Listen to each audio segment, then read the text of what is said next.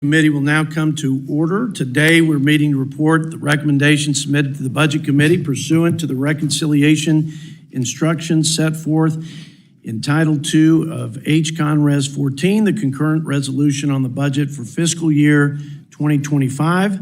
This one big, beautiful bill. Under the Congressional Budget Act of 1974, the Budget Committee is responsible for combining the reconciliation recommendations submitted by the following committees: Agriculture, Armed Services, Education and Workforce, Energy and Commerce, Financial Services, Homeland Security, Judiciary, Natural Resources, Oversight and Government Reform, Transportation and Infrastructure, and my committee, our committee, the most powerful committee in Congress, other than the Budget Committee, the Ways and Means Committee. Here, here. Okay, I have to say that was a bipartisan. For the record, we already have some bipartisan support. We meet today to report the bill to the House without any substantive revision. The Rules Committee has the authority to make substantive changes and report a reconciliation bill as amended to the House floor. Before we begin opening statements, I'll describe the structure of today's markup under the agreement that I've reached with my friend, Mr. Boyle. Today's markup will be conducted as follows. Ranking member now each take 5 minutes, 5 magic minutes for an opening statement. Members will then each be recognized for 3 minutes to make opening statements. We will proceed then with a motion report to the House, the recommendation submitted to the Committee on the Budget pursuant to the reconciliation instructions in Con Res 14, the Concurrent Resolution on the Budget for Fiscal Year 2025. Any request for a roll call vote on the motion to report the bill or the motions to instruct will be postponed until later in the markup after debate on all motions to instruct as concluded. We will consider a maximum of 4 motions to instruct from the list of motions provided in advance. These motions to instruct are non-binding and request that the chairman of the Budget Committee ask the Rules Committee to make certain amendments in order. On each motion, there will be a total of 10 minutes of debate, evenly divided. The proponent will be recognized for 4 minutes, after which the opponent will be recognized for 5 minutes before the proponent uses their final 1 minute to close. Without objection, so ordered. I now recognize the Vice Chairman, Mr. Smucker of the Commonwealth of Pennsylvania. Mr. Chairman, I ask unanimous consent that the chairman be authorized to declare a recess at any time. Without objection, so ordered.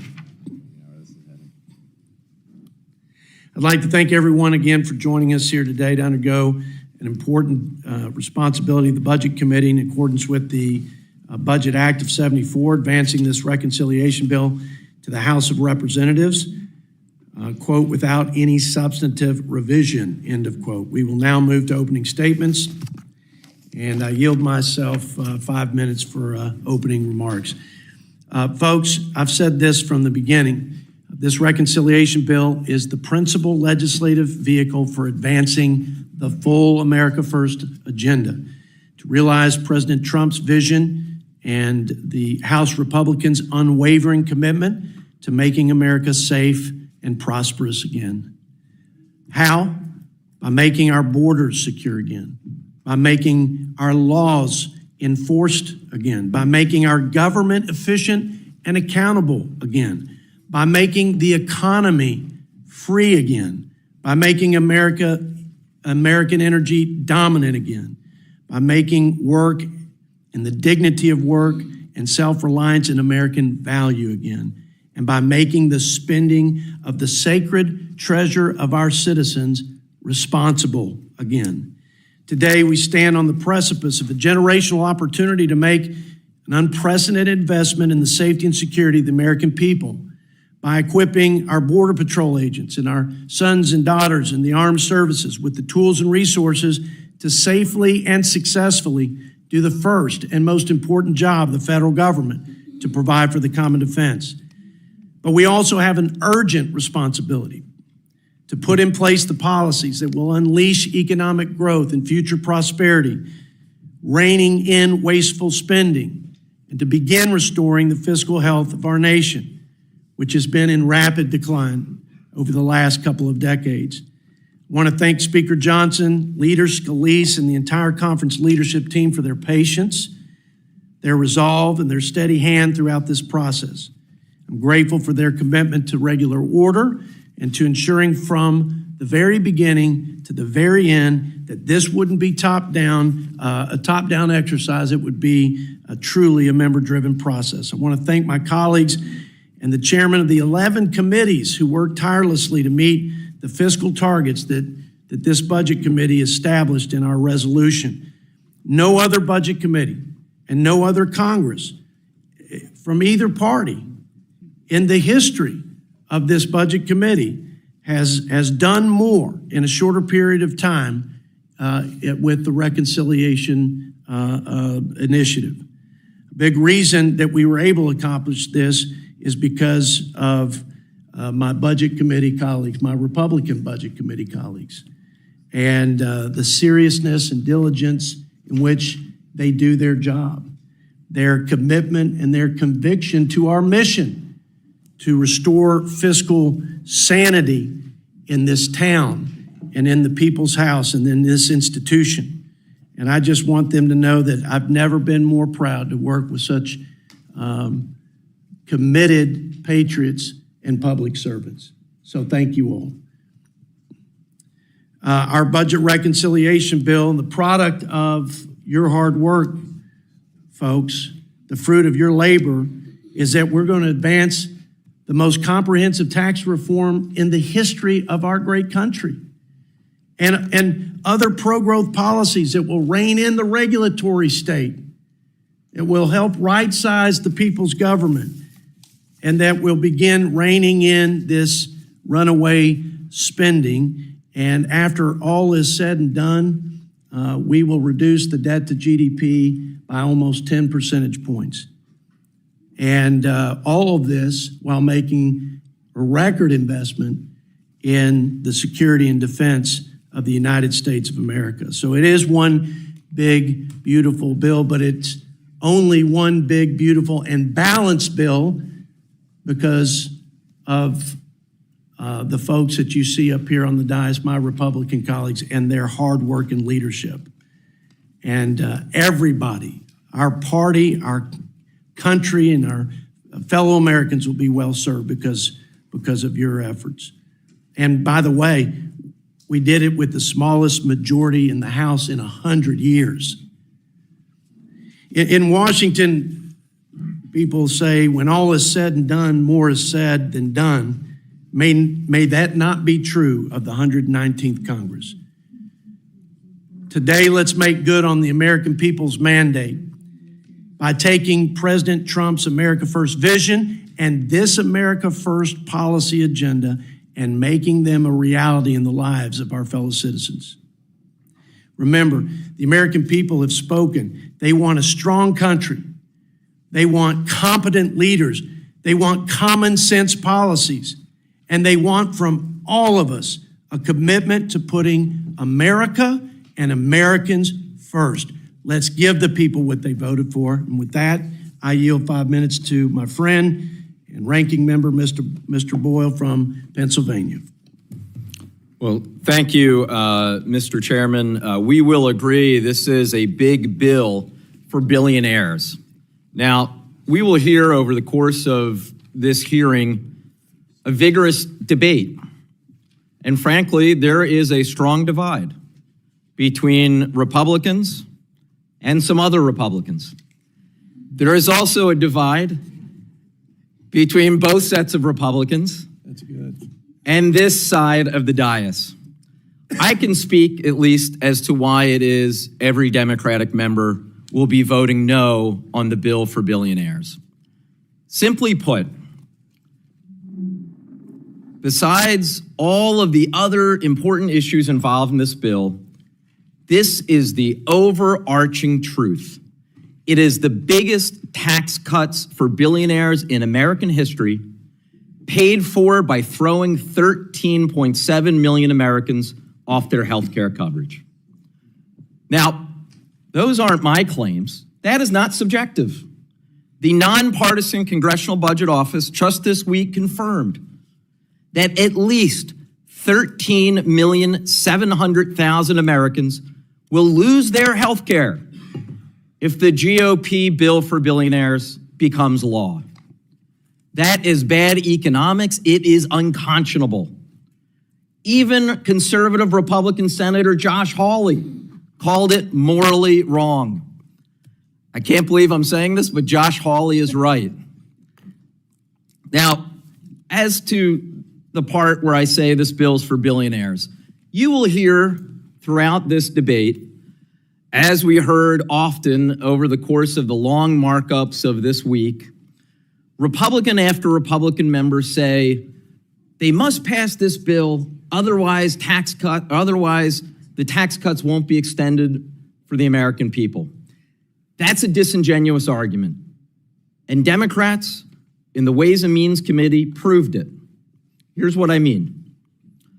Over the course of an 18-hour debate, a markup that began early afternoon and lasted until 8 a.m. the following morning, this side of the aisle offered amendment after amendment to protect the tax cuts for every single American making less than $1 billion. Do you know those who make $1 billion a year or more are less than 0.001% of the American people? Every Democrat voted for that amendment. Every Democrat voted to protect the tax cuts for at least 99.999% of the American people. And every Republican voted against it. The reality is, this is delivering the biggest bounty of tax cuts for multimillionaires and billionaires in American history, paid for on the backs of the poor and the working poor and the middle class in this country. The American people were asked in a poll I saw not too long ago, do you support cutting Medicaid in order to pay for tax cuts? 81% of the American people said no. A majority of Democrats, a majority of independents, and here's the thing, a majority of Republicans even said they oppose this radical agenda. So you can see why Democrats have proudly stood united against this piece of legislation. This will do real damage to the American people. You know, our Republican colleagues have been on a 15-year quest to repeal Obamacare. In this piece of legislation, they will come closer to their ultimate goal than ever before.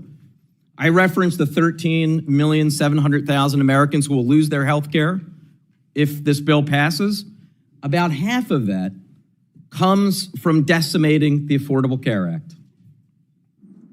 Folks, we know what happened 8 years ago. They had their repeal of the ACA pass the House of Representatives. But then in the Senate, a few brave Senate Republicans stood up and gave it a famous thumbs down.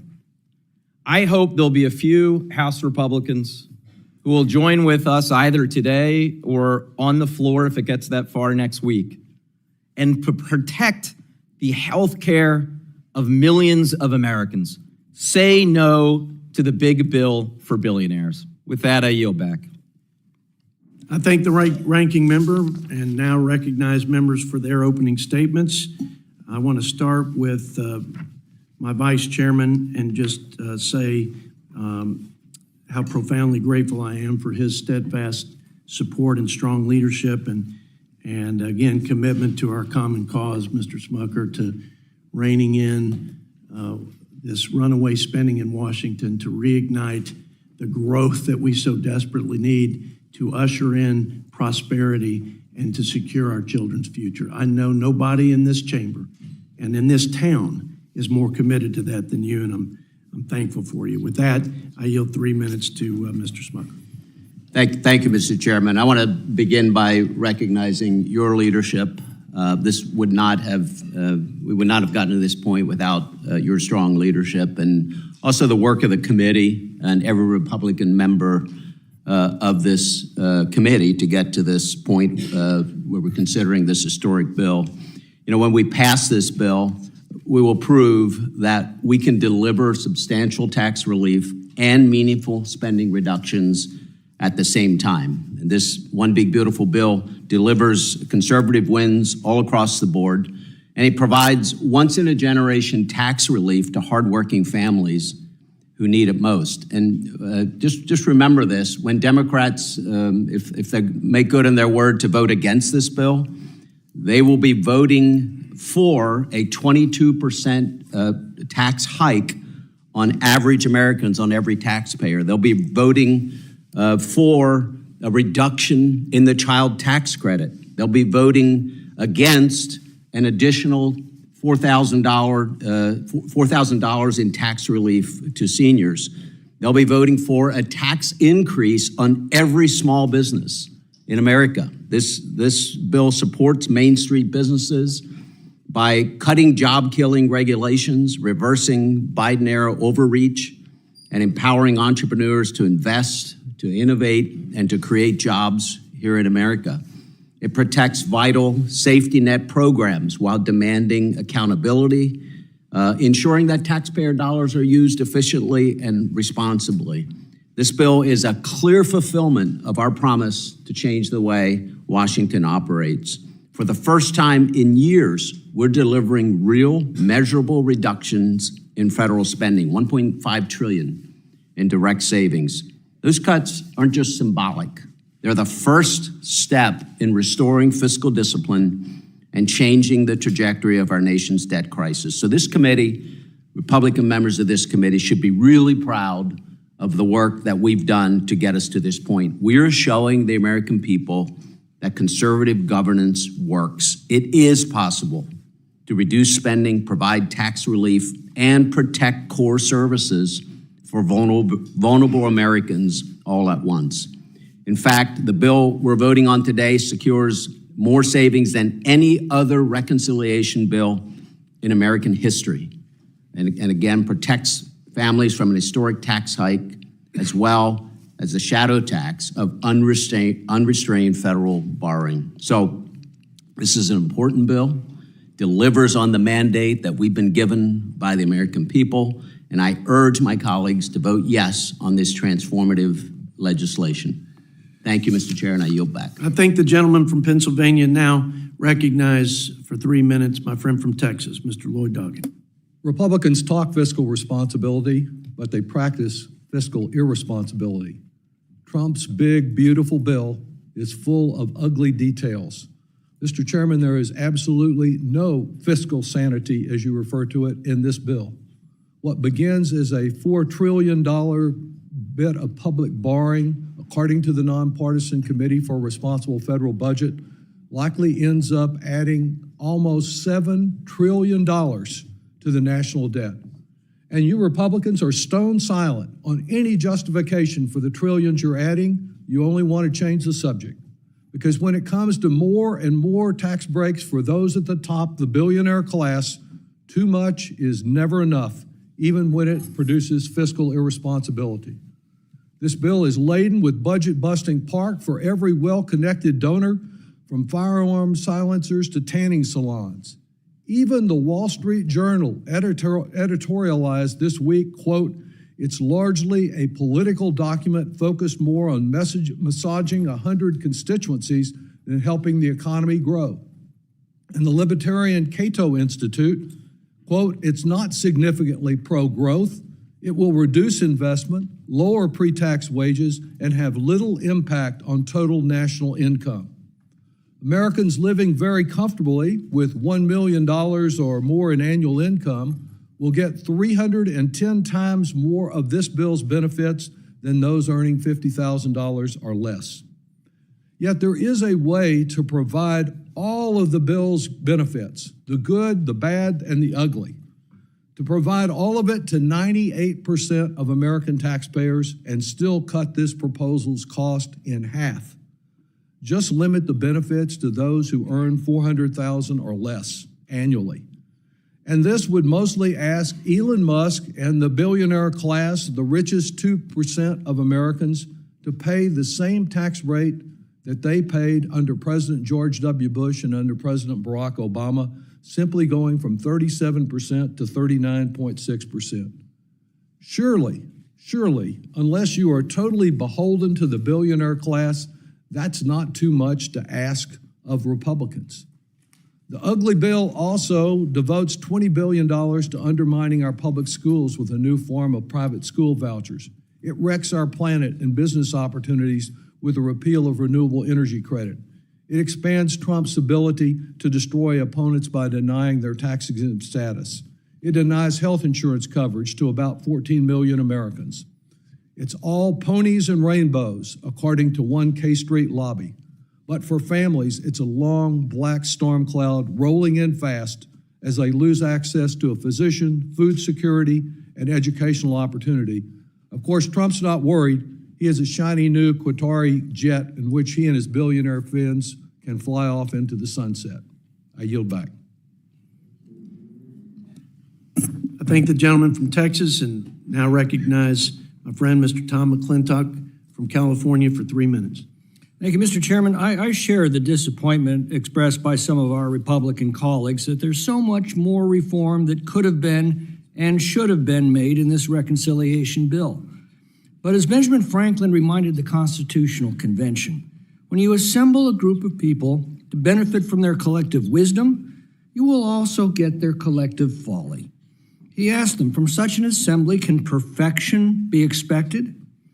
He noted that the principal difference between the Catholic and Anglican Church was that the Catholic Church was infallible and the Anglican Church was never wrong. But he reminded them, as sure as we may be of our own perfection and infallibility, we must all doubt a little of that infallibility if we will ever be able to come together for the common good.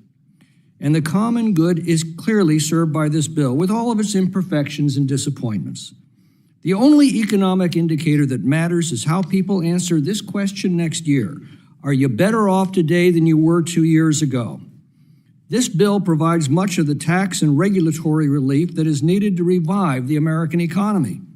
But it has to be put in place now if it is to have time to work.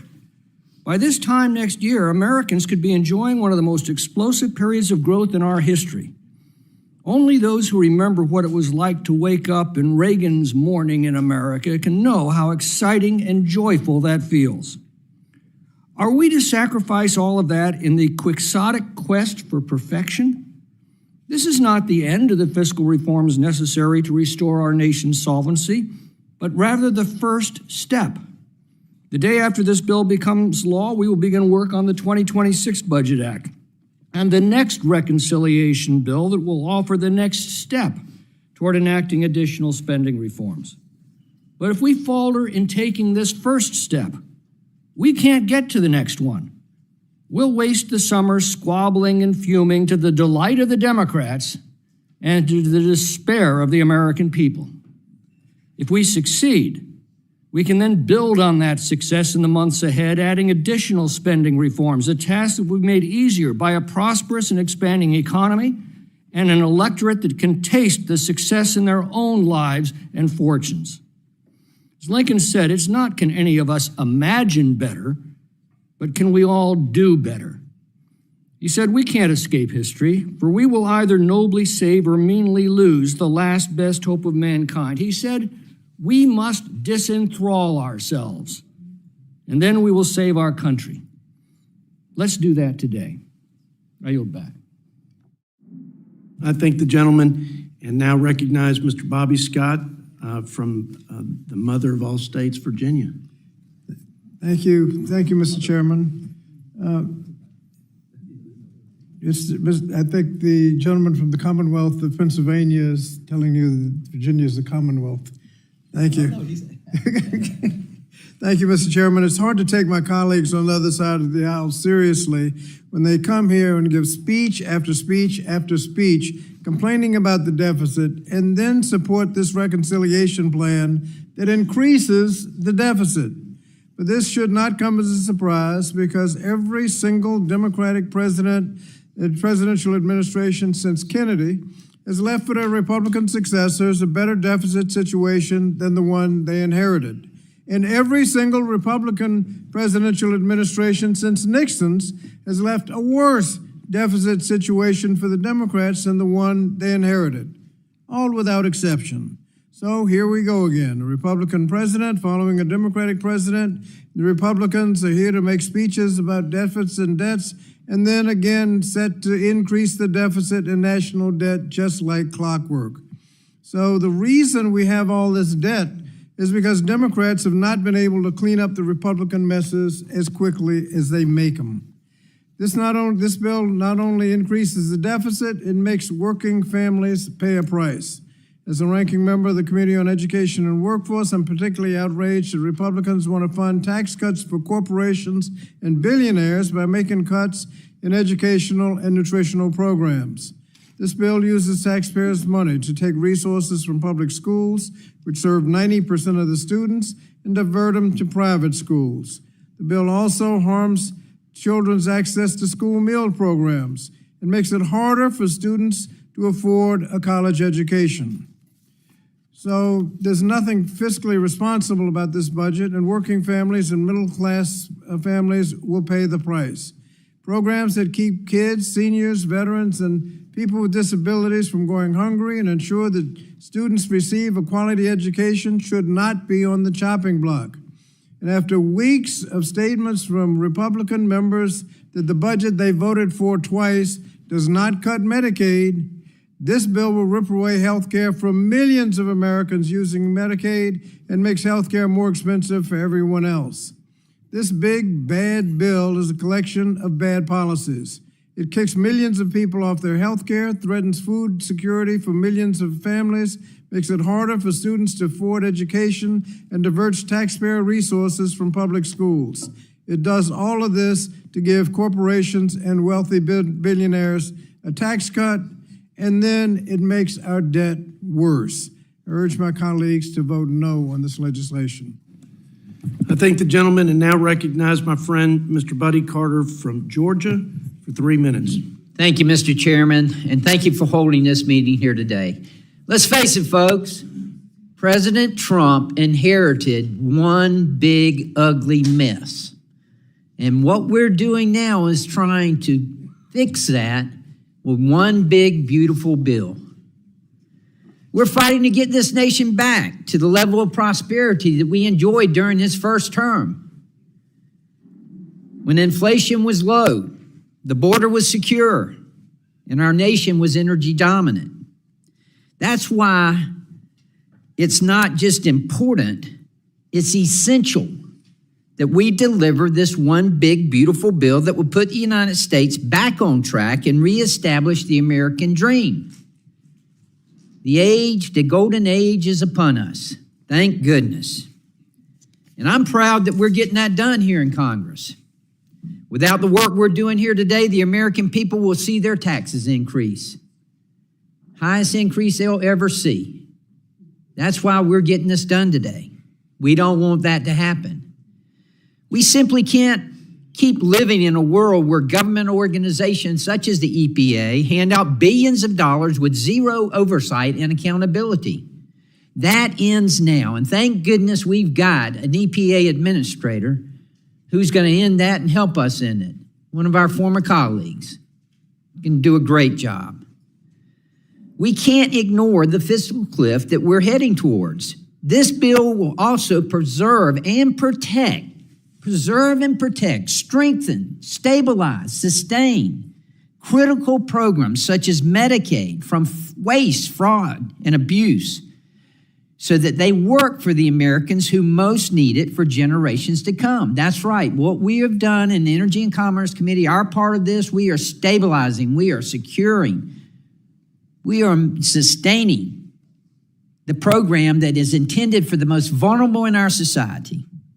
Instead of prioritizing illegal immigrants or ineligible recipients, we encourage states to use Medicaid funds in support of the most vulnerable Americans. That's what Medicaid was intended for.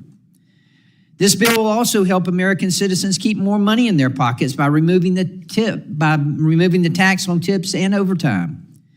In a time where Biden-era inflation continues to linger, House Republicans are ensuring that hardworking Americans keep more of the paycheck that they rightfully earned.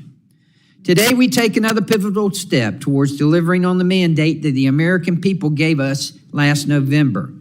We'll cut waste, fraud, and abuse, and we'll secure critical government programs for decades to come. This is our opportunity, and we're going to take it. Thank you, Mr. Chairman. And I yield back. I thank the gentleman and now yield 3 minutes to my friend from California, Mr. Scott Peters. Thank you, Mr. Chairman. Unfortunately, this is just, from a budget perspective, a disaster for the United States, despite the flowery language you hear. Every year, this country has been racking up $2 trillion of debt because we don't pay our expenses. And that means that the deficit, the national debt, unless we do something about that, will grow from 36 to 38 to 40 to 42. And despite all the cuts you hear about, none of them are applied to lowering that annual deficit number that adds to our national debt. Not any of them. Because they literally, by the order of this committee, were directed to be used to offset the cost of extending and adding new tax breaks for people, okay? So that's why this does not reduce the debt. In fact, the independent analysis of the Committee for a Responsible Federal Budget says that over the next 30 years, this will add $37 trillion to the national debt, $37 trillion. It doesn't reduce the debt, it doesn't reduce the deficit. Scott Bessent, the Secretary of Treasury, says we need to get our deficits down to 3% of GDP to dig out of this hole. Today, without this law, that's going to take about $7 trillion of savings and revenues over the next 10 years. There's nowhere near any of that that's going on here. But when you add in the cost of this bill, this budget-busting bill, that number goes to $11 to $12 trillion we're going to have to save over the next 10 years. This is not going in the right direction at all, no matter how convicted they sound over on the other side. There are alternatives. First of all, this is their bill. This is the way they wrote this bill in 2017 for these things to expire. Democrats had nothing to do with the expiration of these tax cuts. That's how they wrote it in 2017. Okay, they voted for this. But you have alternatives, because if you look at the tax rate from 37 to 39.6 would be incurred on who? On people who earn more than $610,000 a year. Those people aren't working for the $2 per $100. Those people can afford that tax increase, and it would raise $402 billion to help close the gap. When the Republicans lowered the corporate rate from 35%, which so many people in here agree was too high, to 21%, that went well past what the Republican Ways and Means Chair Dave Camp was asking for. He was asking for 25%. If you raise that up again to 25%, as the Republicans wanted back then, that's $500 billion. And the tax cap, Republicans don't even want to enforce the tax laws we have without raising a single rate. The tax gap, the difference between what we owed and what we collect is $697 billion. And what are we doing about that? We see DOGE cutting IRS's ability to collect those things. This is irresponsible. It's the wrong thing to do for budget. We need a bipartisan process that deals honestly with revenues and cuts. We don't have it. Please vote this down. I yield back. I thank the gentleman and now yield to Glenn Grothman from Wisconsin for 3 minutes. Thank you. First, I'd like to correct a misstatement made by the minority party today. I don't consider Josh Hawley a conservative, so just want to straighten that out. I think we had an opportunity here to have truly a transformative bill, and I think in January, that's what most of our expectations were. That we'd be going line by line through the entire federal government, recognizing the fact that we're borrowing 26% of our budget and thereby removing a lot of the programs that are out there now. My senator has done a tremendous job of explaining what should be done. I think sometimes a little unrealistic and what can be done politically, but I also feel, looking at this document, like there should have been more. I've talked a lot about the low-income tax credits, the type of things that all the conservative think tanks almost ridicule, but miraculously, we're going to be voting today to increase those tax credits, which means we were not too many people out here. Did not want the wonderful bill that so many of us were expecting in January and February. In any event, I will be voting for this bill today, in order to be placed on this committee, you are supposed to say that you're going to vote for the bill that's presented. I think the fact that they're delaying the work requirements on Medicaid indicates that there was kind of a lack of sincerity in reaching the spirit of the law while they may have hit the letter of the law. Nevertheless, there's some good things in here. I think the country would be better off with the bill passed than before the bill passed, but it is rare that you get this chance of having the House, the Senate, and the presidency. I think the closer we get to the election, I'm sure that we're going to try another reconciliation bill, but the closer you get to the next election, the more wimpy politicians become. So I think this could have been a lot better, but I'll be voting for it today. Thank the gentleman from Wisconsin, and now yield to our friend from California, Mr. Jimmy Panetta, for 3 minutes. Thank you, Mr. Chairman. Look, I think we all recognize how difficult it is to craft legislation that balances fiscal responsibility with economic growth. But I think we can all clearly see that this legislation is not the way to do it, considering that you completely blow out the debt and deficit and you thoroughly fail working families to pay for tax cuts for billionaires. I mean, look at the distribution tables alone for this bill.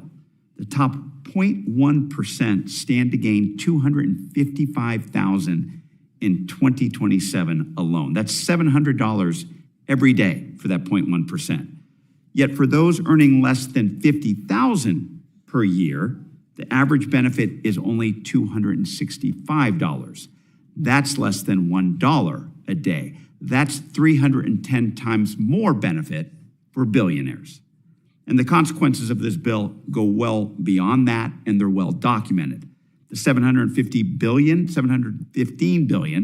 that this legislation would slash from Medicaid and the Affordable Care Act would strip health coverage from nearly 14 million Americans. The bill includes the deepest cut to food assistance in the history of the United States, slashing SNAP benefits for nearly 11 million Americans. And for what? In addition to being stuffed with largesse and accounting gimmicks, the bill also offers tax breaks for gun silencers. It not only fails working families, it undermines America's economic security, and it explodes our nation's fiscal foundation. Now, in order to do everything the president promised, in order to cut many of these benefits for working families, this bill would add close to $7 trillion to our national debt. It will increase interest rates. It will make everything from buying a home to financing a business more expensive. The nonpartisan Cato Institute has stated that the bill is likely to increase growth by only 0.6%, nowhere near enough to offset the fiscal damage brought on by this legislation. In fact, this bill is expected to reduce investment, lower wages, and have little impact on the total national income.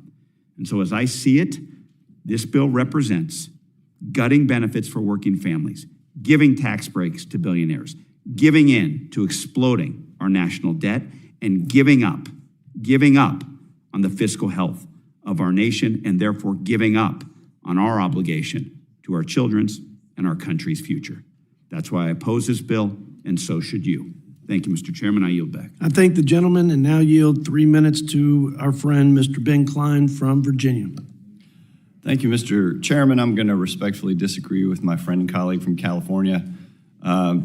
This bill puts us on path to fiscal responsibility. This bill reverses the spending sprees of the Democrats over the last 4 years.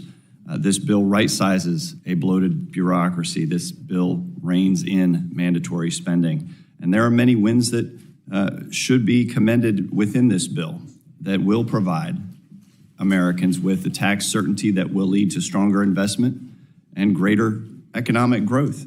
This includes making the TCJA's individual tax rates permanent so that no one should have to worry about a tax hike unless the Democrats are the ones imposing it on the American people. Additionally, this bill includes provisions that will prevent blue states from laundering your tax dollars to subsidize the health care of able-bodied adults and those who are here illegally. This strengthens Medicaid to ensure that health care is available to those who are actually in need, such as children, the elderly, and disabled populations. This package will also decrease the deficit by roughly $160 billion and reduce the debt to GDP ratio by 10 percentage points compared to the CBO baseline. This is a great bill. However, I think it's important to acknowledge that in the midst of the marathon markups and all the hard work that has been done, there are still many viable fiscal reforms that have been left on the cutting room floor. This would include fiscal provisions to strengthen Second Amendment protections for Americans by eliminating the federal tax burden associated with suppressors and remove it from the National Firearms Act. But there are many others that I won't mention. Instead, today we'll focus on the positives. We've got an amazing piece of legislation here that is going to do so much for the American people and putting our country on the right course fiscally. So by passing this bill, we say that we still have the opportunity to shepherd it through the process, continue to work on improvements, and ensure that we will deliver the strongest results for our constituents back home. I thank the chair for all his work, thank the vice chair for all his work, and for all those on the committee, and I yield back. I thank the gentleman and now yield to the gentlelady Bonnie Watson-Coleman from New Jersey for 3 minutes. Thank you, Mr. Chairman. I believe that spending our money reflects our values, and obviously Republican values don't care about others than billionaire corporations and billionaire individuals. I know that people want health care, they want food security, and they want education.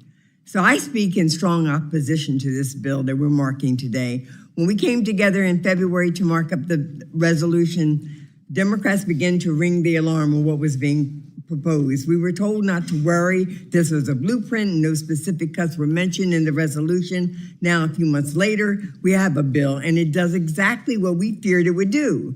Democrats said this bill was going to take away SNAP from needy Americans. We are right. In fact, the text says $300 billion is to be cut from this vital food assistance program, which can lead to 11 million people going hungry.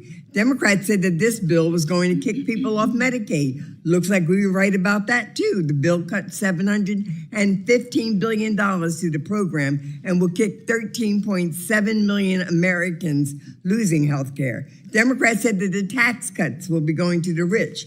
We were right again. If enacted by 2027, individuals making over $1 billion a year will see their combined tax liability decrease by $96 billion, while an average household making less than $15,000 a year will see a tax increase of nearly 19%.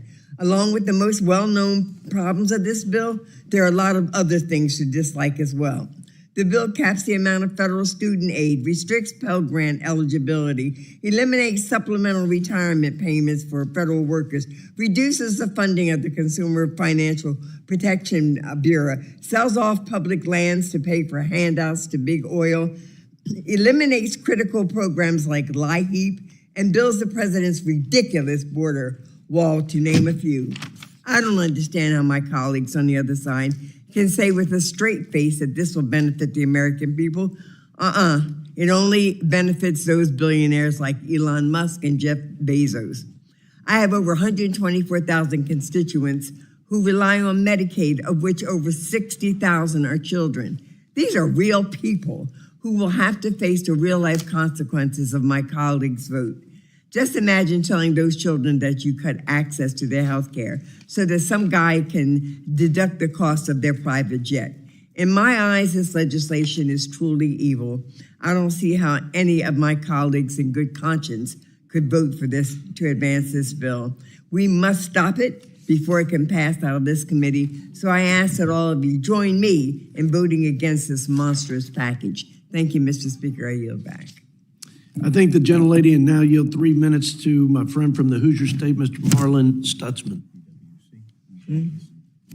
Thank you, Mr. Chairman, and thank you to your leadership on what you've been bringing us to this point. And I've just been working through a couple things here. And I hear the other side saying that these are tax cuts for the billionaires and the rich. Well, if you go to pages around 759, you got no tax on tips. You know how many people we have in our districts that work hard every weekend? It's maybe a part-time job. They may make $200 a weekend. They don't have to pay taxes on that. That's going to be a huge boost to their family budget. No tax on overtime. Again, we're giving credit to those people who are willing to go out and work the extra hours to make ends meet. No tax on overtime is a tax for the working person in this country. No tax on a car loan interest. I mean, there's a lot of tax cuts for everyday Americans, and the other side just wants to keep talking like it's only for billionaires. I'll guarantee you there's a lot more voters who are everyday Americans than there are billionaires. This isn't, obviously it's not a perfect bill. In fact, some of us on this side would have gone a lot further. We've got concerns about some of the reforms that we didn't make and had the opportunity, but this bill does make significant progress in protecting the life of the unborn. In this bill, no federal dollars will be used to support abortion practices and services at so-called community health providers like Planned Parenthood.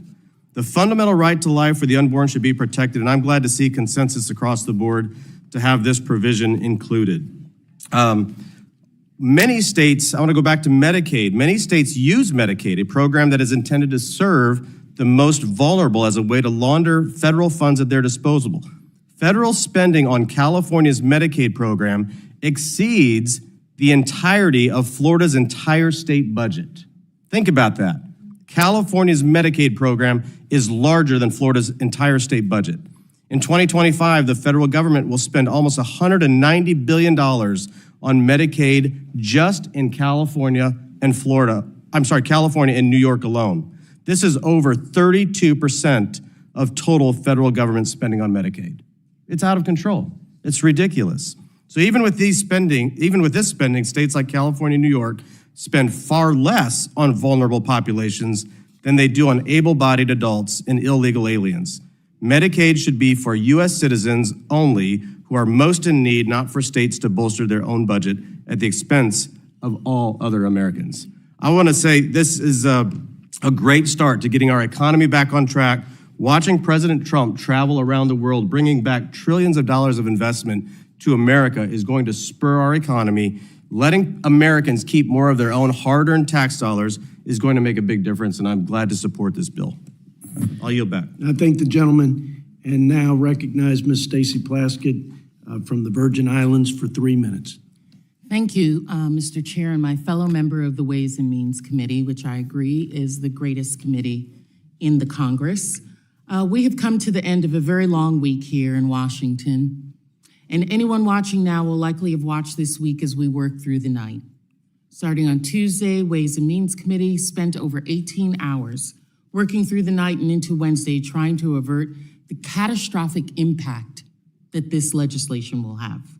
We watched Republicans give away the farm to greedy billionaires, the CEOs and corporations, making permanent tax cuts for the richest and trying to trick the rest of Americans with a set of minuscule measures that are all temporary and only serve to pull the wool over taxpayers' eyes. That overtime tax that they were talking about, temporary. Tips, temporary. Taxes for the wealthy, permanent. Don't be fooled. It's about the wealthy people in this country, not you and me. Our Republican colleagues in the Energy and Commerce Committee tried to rip away health care from Americans that need to pay for their giveaways to big corporations and the rich. Republicans are stealing from the poor and giving to the rich, feeding the king from the people's forest, from their own communities, while cosplaying as Robin Hoods. My colleagues talk about a strong country. We're going to be weaker because of this legislation. You can believe that. And listen, when Democrats were in charge, we instituted so many things that expanded work for all Americans. We increased health care. We guaranteed safe, affordable, high-quality childcare for every worker and family. We supported new energy. We supported growing this economy. Democrats temporarily expanded the child tax credit, giving so many children a chance. And we did this in a manner because we were concerned about the deficit. Listen, I'm concerned with SNAP. I'm concerned with Medicaid, Pell Grants, energy manufacturing. Those are important to me. That represents trillions of dollars that they have cut.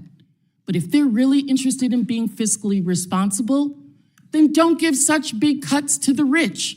Actually try and balance a budget. Actually try and bring down the deficit. If you want to take away all of those things from the neediest, take away some shit from the rich as well. But you don't want to do that. You want to give them more off of the backs of American people. You're going to cut SNAP by $300 billion. Medicaid, healthcare for the poorest, $700 billion. You won't even give a cut to individuals making over $1 billion, which would have taken away $1 trillion that we could put back into other things. This is about the wealthy. This is not about the American people. I yield back. I thank the gentlelady, and now yield 3 minutes to our friend from Utah, Mr. Blake Moore. Thank you, Mr. Chairman, for bringing us together for this important and long-awaited step in the budget reconciliation process, and also appreciate that you scheduled the markup during daylight hours, so I won't go viral again. This process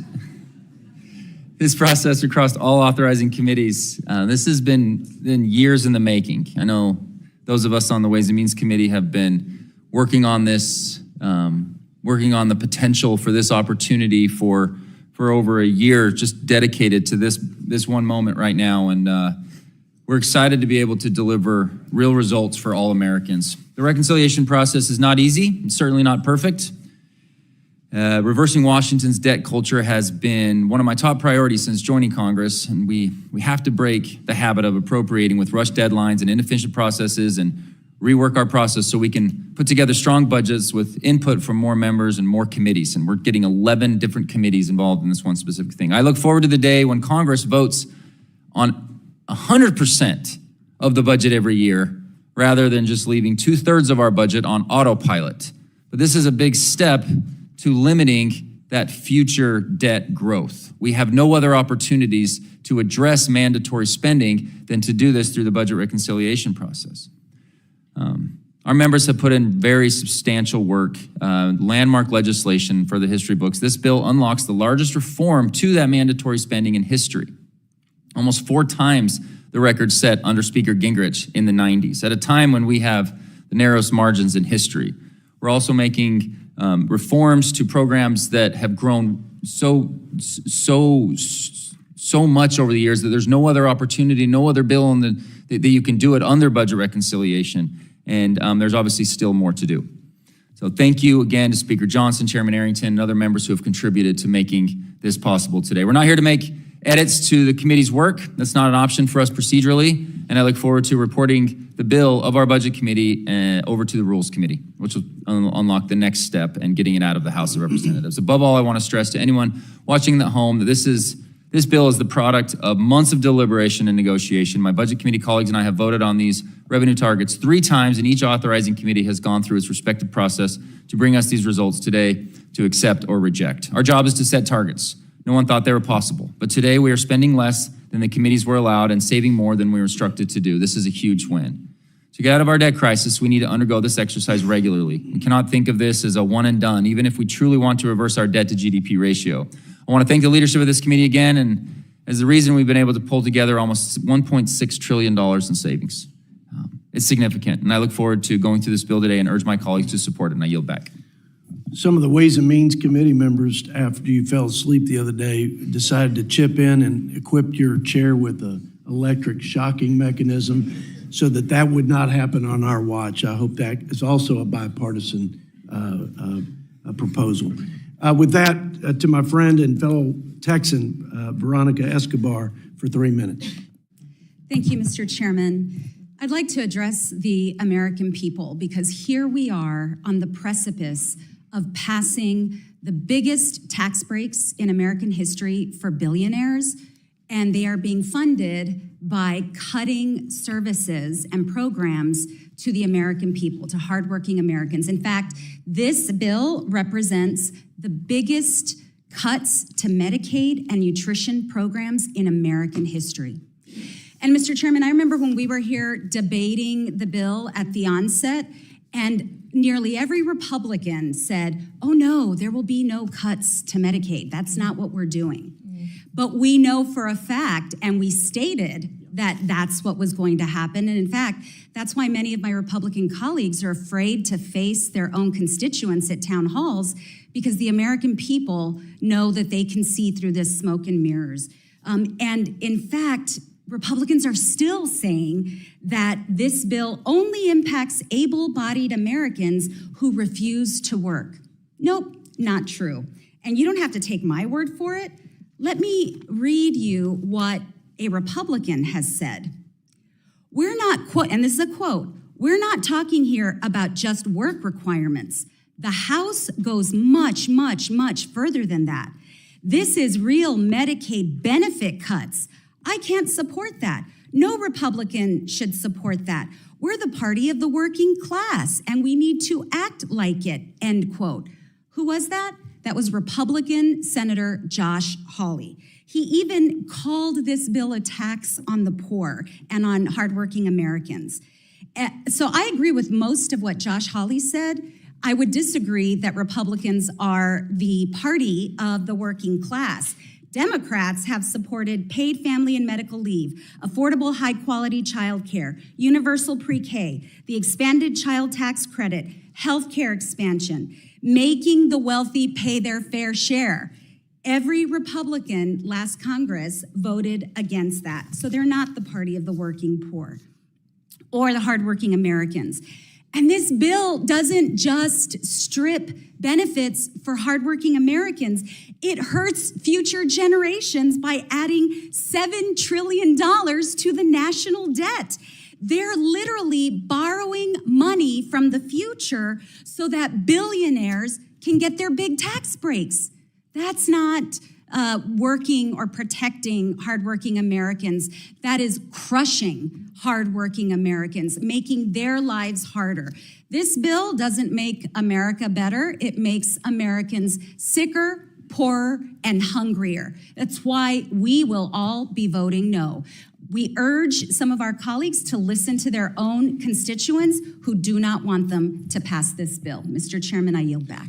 I thank the gentlelady and now yield 3 minutes to my friend from Kansas, Mr. Ron Estes. Thank you, Mr. Chairman. It's good to be here with you and our colleagues as we work to advance the America First policies that are embedded in this one big, beautiful bill. The bill we're marking up here today is the culmination of years of work to extend the Tax Cuts and Jobs Act, secure our borders, and rein in wasteful Washington spending. It's a bill that meets the mandate provided to this Congress by the American people last November. It's a bill for the American people, and my friends on the left have only empty talking points to try and paint this legislation as something that it's not. Today, I want to take a brief moment and refute some of the lies with some of the facts. First, let's look at the historic Tax Cuts and Jobs Act. While nearly half of my Republican and Democrat colleagues were not here in 2017, I remember the, quote, crumbs Nancy Pelosi claimed the middle class would be receiving because of the Trump tax cuts. The reality is those crumbs were really thousands of dollars in lower taxes, increased wages, and stronger economic opportunities for Americans at all economic levels. On tax day of this year, I wrote an op-ed about the left's deceit on the Tax Cuts and Jobs Act. Mr. Chairman, I'd like to submit that op-ed for the record. Without objection, so ordered. In it, I said the New York Times noted in 2019 that most Americans received a tax cut from the 2017 tax reform, but simply didn't believe it. Their quote was, "To a large degree, the gap between perception and reality on the tax cut appears to be a flow from a sustained and misleading effort by liberal opponents of the law to brand it as a broad middle-class tax increase," the paper wrote. And in 2021, then House Democrat Caucus Chair Hakeem Jeffries told MSNBC 83% of the benefits went to the wealthiest 1%, and they saddled us with approximately $2 trillion in debt to subsidize the lifestyle of the rich and shameless. The statement was so bad, the Washington Post upgraded its fact check from 2 Pinocchios to 3 and called it a zombie claim. That's because Jeffries and the Democrats were relying on projections that would happen after significant provisions in the Tax Cuts and Jobs Act expired.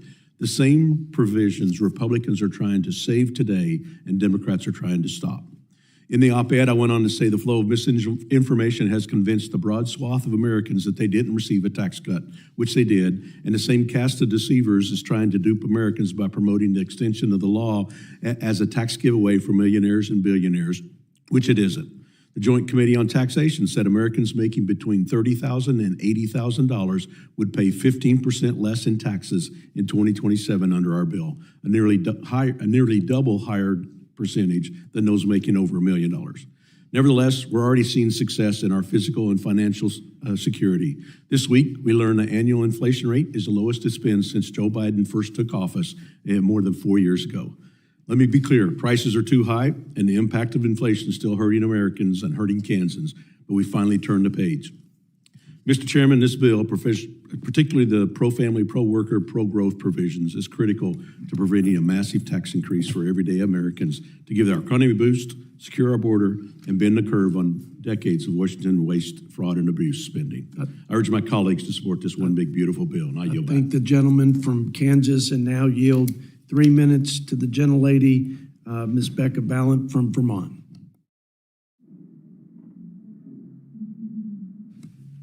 How could I miss Ms. Ilhan Omar from Minnesota? I apologize, an oversight, I assure you. I've been hoping you'd be moving over here and taking the ranking member spot at some point in this hearing. I think everyone agrees with that. Ms. Omar, you have 3 minutes.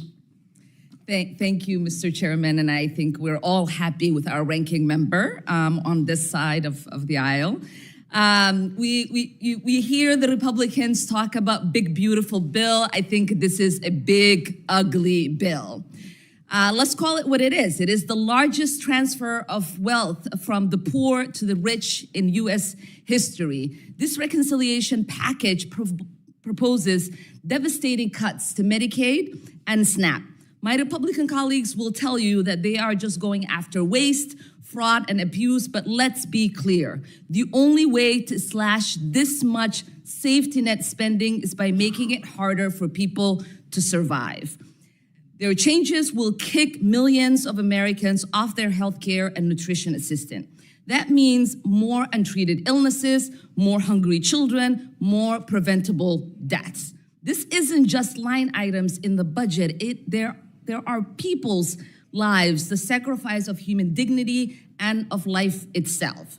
And for what? So that your billionaire friends can get nearly $300,000 in tax cuts? So we can expand tax breaks for corporations, hedge funds, and wealthy heirs? And that's not all. This bill includes plenty of other harmful giveaways, like new mining leases on public land, including the Boundary Waters in Minnesota. More than double the funding of ICE as it disappears innocent people, and more money to line the pockets of military contractors. And this whole proposal is held together by gimmicks designed to hide the real cost of showering the rich with permanent tax breaks. I say permanent tax breaks because the tax breaks that you have for working people in America are not permanent. Some of the most harmful provisions, like worker requirements, don't even kick in until Trump leaves office because you do not want the political package that comes with that, which is why you've been hiding from your constituents. This is not a serious budget. This is a green light for authoritarianism, for inequality to run rampant. It is a police state budget wrapped in billionaire tax cuts. And we have to be real with the American people. The breaks that they are telling you that you're going to have are not going to exist. If you make less than $50,000, you're gonna get a $1 tax break a day. If you are a billionaire, you are getting $700 tax break every day. That is not a bill that cares about the working people. It is not an America First legislation. It is the billionaire first legislation, and we should all vote against it. I thank the gentlelady and now yield to our friend from the Tar Heel State, Mr. Chuck Edwards, for 3 minutes.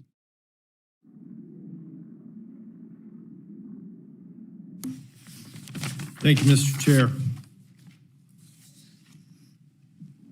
After hundreds of hours of work on this bill, This is not the big, beautiful bill that I had hoped for, but it does rein in mandatory spending. It restores program integrity and finally begins, but only begins, to right-size the federal bureaucracy. It blocks irresponsible student loan bailouts, and it implements long overdue workforce reforms to make government more efficient and accountable, aligning federal benefits with private sector norms. We tighten eligibility for the entitlement programs. We don't eliminate those. It stops subsidies to illegal immigrants, and it establishes meaningful work requirements for able-bodied adults receiving many of our benefits. These aren't just cost-saving measures. They're fairness programs and integrity measures. Importantly, this package also invests in what truly matters. It gives our troops a raise, it strengthens our national defense, and it secures our border. It reignites economic growth by extending the Tax Cuts and Jobs Act, unleashing American energy and rewarding education that delivers value. This bill delivers on the promises made to working Americans by eliminating tax on tips and overtime, raising the standard deduction, raising the child tax credits, and offering no tax on car loans. And it respects our aging population with tax breaks to senior citizens who've been productive working members of our society all their life. We're making some tough choices here, reforming programs, cutting waste, and rejecting the Biden-Harris era's regulatory overreach. And yes, we're responsibly increasing the debt limit, and will prevent defaulting on our nation's debt for the first time in our history, preventing an economic catastrophe. Mr. Chairman, the flaw with this bill is it doesn't go far enough, fast enough to get our fiscal house in order, but it does take some great strides. Let's take these strides today, pass this bill, then go to work next week on taking greater and bolder steps. Thank you, and I yield back. I thank the gentleman, and I associate myself with his remarks on more is still to be done, but it is a step in the right direction. Thank you, Mr. Chuck Edwards. Ms. Becca Ballant, we recognize you for 3 minutes, the gentlelady from Vermont. Thank you, Mr. Chair. A budget is a reflection of our values, our priorities, what we view as the most important, but also who we view as the most important. And this Republican reconciliation package is cruel. It makes steep cuts to Medicaid. Millions and millions of people will lose their health care because of these cuts.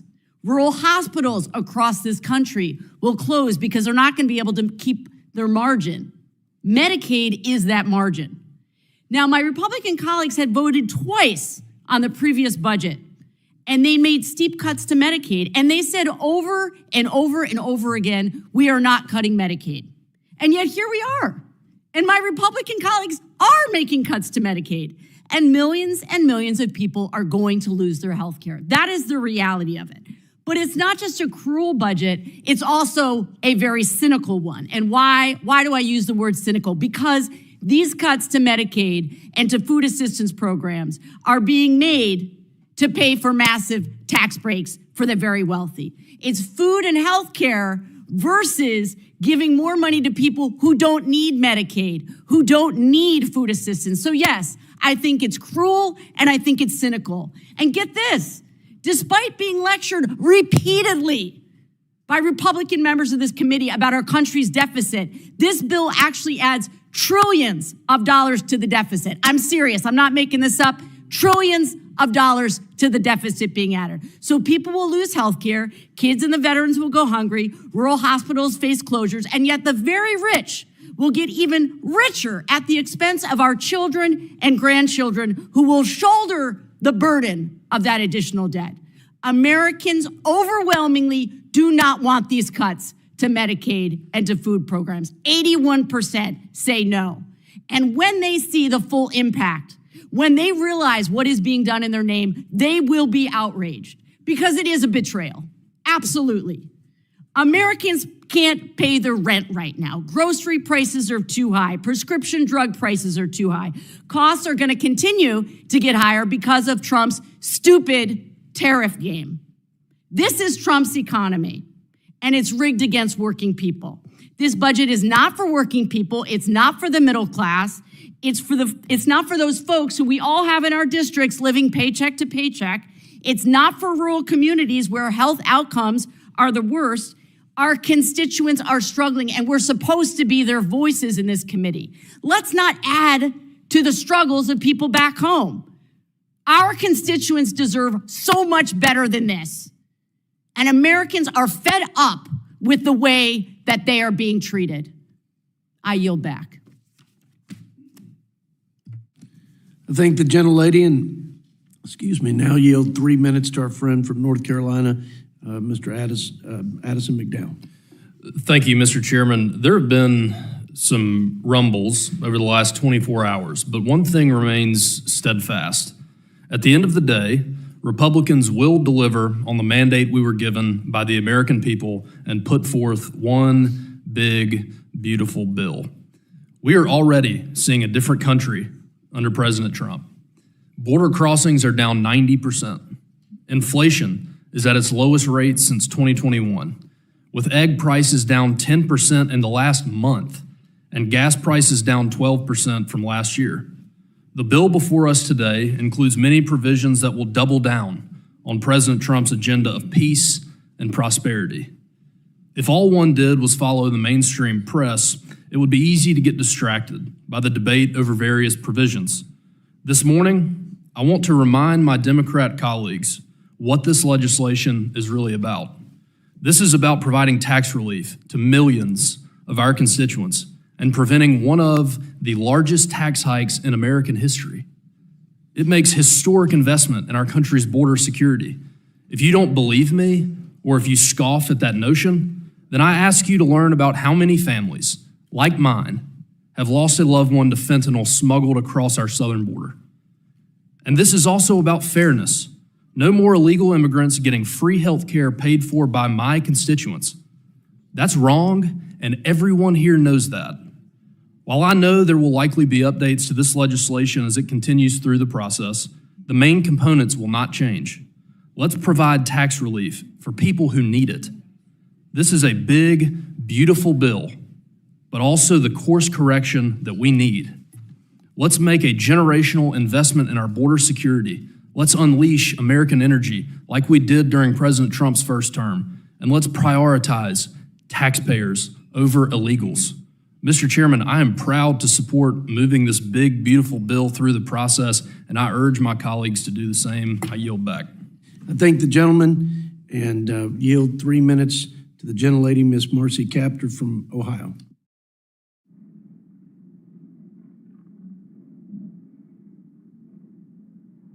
Miss Marcy Kaptur from Ohio is not.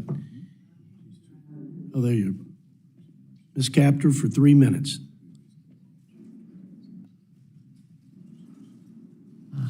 Thank you, Mr. Chairman. Budgets are about American values. This one is cruel, lopsided, and dangerous. Bottom line, it is a bonanza for billionaires. Let's admit it. It will add $7 trillion to our national debt. That means over $40 trillion. We're not saving any money here, folks. And that trillion will largely benefit billionaires. And from where does this budget take the money? Let's begin with the most glaring danger. This bill takes a wrecking ball to Medicaid, on which 1 in 5 Americans and 3 million Ohioans depend for medical care. Children, seniors in nursing homes, please come with me. Visit the nursing homes I represent. Veterans, yes, veterans, over 200,000 across our country. And people enduring physical and mental disabilities. Perhaps too many on the other side of the aisle have not had to endure life that has major challenges. Medicaid is a lifeline. And taking money from this program to hand out tax breaks to billionaires who simply don't need any more? This bill robs the needy to stuff the pockets of plutocrats, and it secures America as a nation of billionaires, by billionaires, and for billionaires. I've dedicated my service in Congress to defending Social Security, Medicare, and Medicaid because I've seen what health insurance means in real people's lives. Medicaid means life or death. I challenge my Republican colleagues to come and meet with some of my constituents. Perhaps you represent a different segment of America. In Ohio, nearly 3 million people depend on Medicaid: children, seniors in nursing homes, people with disabilities, and you are putting them all at higher risk. Why give them more worry? Talk to a working mother with an autistic son. How does she make it? How does she make it? Healthcare is not a luxury. It is a basic human right. This bill's damage doesn't end with Medicaid. It delivers $2 trillion in permanent tax refunds to the wealthiest 1%. Don't they have enough? And to talk about tips and overtime, please. I'm from a working class family. These aren't even permanent, and they're a very small percent of what this bill delivers to those who have multiple mansions all over the world, that have multiple aircraft all over the world, ships, those boats that they ride, whether it's in Italy or Switzerland or on the East Coast or West Coast. A truck driver, by contrast, who's earning maybe $80,000 a year, probably gets about $1,760 from this. But you know, where I live, housing prices have just skyrocketed. Childcare is unaffordable. Food prices in my area aren't going down, they're going up. And so due to those tariffs, which now impact the northern part of our country very heavily, because our largest trading partner is Canada, this proposal won't do anything to help the large number of people that I represent who make under $30,000 a year and depend on programs like Medicaid. In terms of food, let me just say with SNAP, what a travesty this is to cut those benefits to people. Food has become extremely expensive. And right now in the district, the gentlelady will wrap up her remarks. You're a minute over, so I'm trying to move this along. So thank you, sir. It's Let okay. me just say that on the food front, we already lack protein in the boxes that go to seniors. We can't balance the budget on the backs of those who are the least among us. Please reject this proposal and protect all of Americans, not just the top 1%. Thank you, and I yield. Ohio, and yield 3 minutes to Mr. Moore from the state of North Carolina. Thank you, Mr. Chairman. In November, the people made their voices heard. They were fed up with the status quo in Washington and demanded real change, and they expect us to deliver on it. They gave Congress a clear mandate to rein in out-of-control spending, to streamline the bloated bureaucracy, and to deal with our national debt. This bill will tackle the $36.4 trillion national debt. It's finally a step in the direction of doing that. And that's exactly what we're doing on this budget. President Trump's one big, beautiful bill puts an end to the waste of hard-earned taxpayer dollars, extends the pro-growth policies that will fuel American prosperity, and this process works. It will work here just like it's done in my home state and many other states. We know that the hardworking folks of this country are counting on us to deliver on this.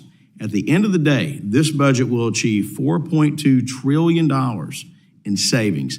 That is huge. For decades, Washington has simply not even focused on trying to save money. This bill finally does that. It also means that the debt to GDP ratio will decrease by 10 percentage points compared to the CBO baseline. But this bill goes even further. It cuts than cutting spending. It also expands the 2017 Trump tax cuts. If these key provisions were to expire, the average constituent in North Carolina would see a 21% tax hike. For a family of four, the median income, that's an additional income tax of $1,800.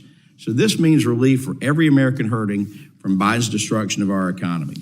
We've seen what's happened with high taxes and overspending. We saw that for 4 years, and the mess, the absolute mess that this president and this Congress inherited. We know that we have to, for example, extend or make permanent the small business deduction for the 76,000 small businesses in my district alone, and in districts all around this country. If we don't do that, that's going to mean that they're going to have roughly a 23% increase in their taxes. Unbelievable. You know, the provisions in this bill are also going to unlock an estimated $1.5 trillion in additional small business GDP growth. In my district alone, there are 260 family-owned farms. This bill will make permanent the relief from the death tax. That ensures that these generational businesses can continue to grow and thrive without being penalized unfairly by taxation. President Trump's one big, beautiful bill is all about results. It creates jobs, it boosts wages, it grows the economy, and it encourages investment in America's future. We told the American people we would fight for them, and we are. The president's doing a tremendous job in the Middle East right now. Look at all the prosperity that's coming as a result of that. You know, strength through peace, peace through strength. Looking at getting all these countries to finally respect America again. He's doing his job. It's time we do ours. We need to pass this bill. With that, I yield back. Thank the gentleman and yield 3 minutes to my friend, Ms. Jayapal from the state of Washington. Thank you, Mr. Chairman. This bill is one big, beautiful betrayal of the working class and poor Americans who were told that Donald Trump would lower prices and make their lives easier. And despite both Trump and Speaker Mike Johnson telling the American people over and over again that they would not touch Medicaid, this bill makes at least $625 billion in cuts to Medicaid, and it kicks 13.7 million Americans off their health care. It makes life harder for most Americans, and it raises costs for basic economic needs. So you gotta ask why. Why are they doing this? It is all to give the richest Americans over $7 trillion in tax breaks, almost $300,000 tax break to anyone in the top 0.1 of 1% of the wealthiest, $68,000 tax break for anyone who's a millionaire. Nearly 70% of the bill's benefits go to the top 20% of the wealthiest Americans. But you, the person who relies on Medicaid, the most essential healthcare program in America that serves 72 million Americans, including 38 million kids, or the family that relies on nutrition assistance of literally just $2 per meal because you're hungry, you're out of luck. No money for your basic needs. Medicaid pays for nearly half of all births in the United States, including, by the way, a whopping 64% of the births in Speaker Johnson's home state of Louisiana. It pays for 60% of nursing home stays across the country. It makes it possible for kids to see a doctor when they get sick, for moms to afford the medications that their kids need, for parents to get necessary care for chronic conditions, and for seniors to get the long-term care they need. Meanwhile, this bill sacrifices all of that. Why? To increase profits for all the largest corporations, from the private immigration detention centers that get almost 4 times the amount of money that they used to get to illegally detain even U.S. citizens, to the giant multinational corporations that stash their profits overseas, and to big pharma CEOs. Basically, if you had a big corporate lobby right here in the halls of Congress, you get a tax break. Otherwise, you are shit out of luck. This bill is the perfect example of how America has never suffered from scarcity. We have always suffered from greed. Americans were promised lower prices and a better life, and instead, billionaires will get to buy another yacht, and the lives of working class and poor Americans will just get harder and harder. A vote for this bill is a vote for billionaires and kicking people off of Medicaid. I'm a hell no on this. I yield back. I thank the gentlelady, and now yield 3 minutes to my friend and fellow Texan who's done a fantastic job, played a key role in fashioning the initial framework we call the budget resolution. And I want to thank him for his service and his friendship. Mr. Chip Roy, 3 minutes. I appreciate my friend from Texas, the chairman, and there my Democratic colleagues go again, telling things that are not true. The vast majority of Americans will get tax benefits under this bill. It's just simply false to say that that's not true. Hardworking Americans who will benefit from the standard deduction increase. Hardworking Americans that will benefit from child tax credits and lower tax rates. Stop saying things that aren't true. Those things are true. The fact is we have money in here for border to undo the damage of Joe Biden. We have more money in here for the defense to undo the damage of Joe Biden. But we also address Medicaid, and Medicaid spending goes up. Stop lying. Medicaid spending goes up. My colleagues on the other side of the aisle are profoundly unserious when it comes to being real about what's happening with the numbers. I applaud Chairman Arrington. I applaud my colleagues on this side of the aisle for taking a step forward in dealing with the spending problem in this town. But I have to now admonish my colleagues on this side of the aisle. This bill falls profoundly short. It does not do what we say it does with respect to deficits. The fact of the matter is, on the spending, what we're dealing with here on tax cuts and spending, a massive front-loaded deficit increase. That's the truth. That's the truth. Deficits will go up in the first half of the 10-year budget window, and we all know it's true. And we shouldn't do that. We shouldn't say that we're doing something we're not doing. The fact of the matter is, this bill has backloaded savings and has front-loaded spending. Nowhere near the Senate budget top line, by the way. The Senate budget top line of $6.5 trillion, which, by the way, is what we were pre-COVID, inflation adjusted on interest, on Medicaid, on Medicare and Social Security. And if we would reform Medicaid, we could actually get to the core of the problem. But we refuse to do it. And I'm not going to sit here and say that everything is hunky-dory when this is the budget committee. This is the budget committee. We are supposed to do something to actually result in balanced budgets, but we're not doing it. Look at what happens under deficits. By the way, this chart includes growth. This chart demonstrates economic growth. And right here, what do you see? Baseline, and the orange columns are the deficits under the House budget, assuming growth.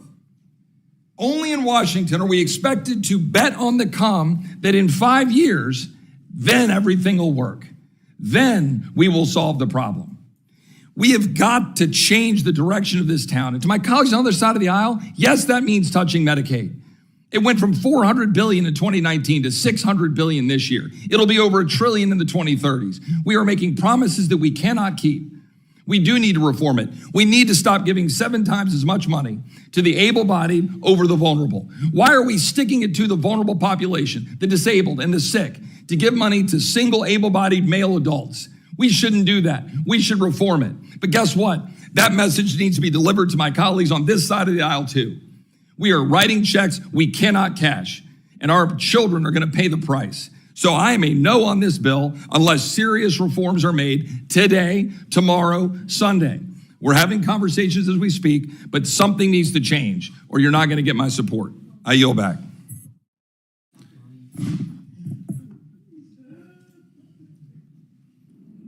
We've done a pretty good job of conducting ourselves professionally. So if you got sidebar comments, either side, use your 3 minutes to sound off, okay? Mr. Chair, we're not allowed to use the word lying about one another either. So that decorum should go both ways. Well, I'd encourage people not to say that. Everybody's got to be responsible for the things that they say in this committee. But I also associate myself with Mr. Chip Roy. A whole lot of work is still left undone. And I look forward to joining him and making sure that we strengthen many of these spending reform measures before the ink dries. But with that, I recognize Ms. Judy Chu from California for 3 minutes. Mr. Chair, there are millions of Americans today who live in fear that the benefits and resources they rely on today will be gone tomorrow. But rather than respond to the very real needs of their constituents in mind, Republicans are turning their backs on everyday Americans and the problems they face, and instead are forging ahead with a bill that will make their problems much, much worse. This bill is morally and fiscally reprehensible. Republicans are exploding the deficit and gutting the programs that our most vulnerable rely on, just to hand trillions to the richest. With this bill, Republicans are literally taking food out of the mouths of the poor to feed the rich.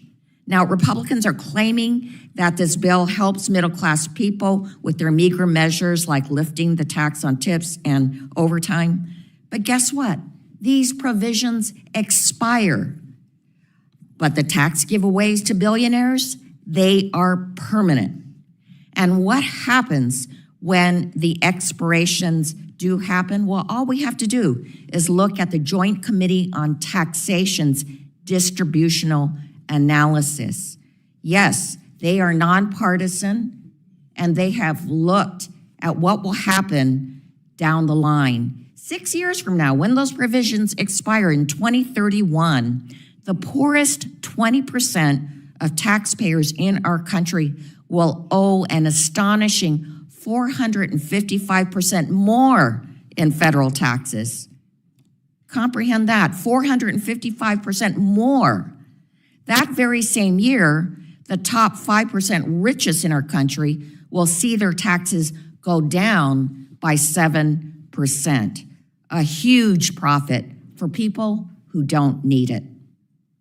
Republicans are selling out the American people, taking money out of their pockets, ripping away health care from 14 million people that had ACA and Medicaid coverage, and letting millions go hungry. And for what? To hand out trillions in tax cuts to corporations and the rich on the backs of struggling Americans?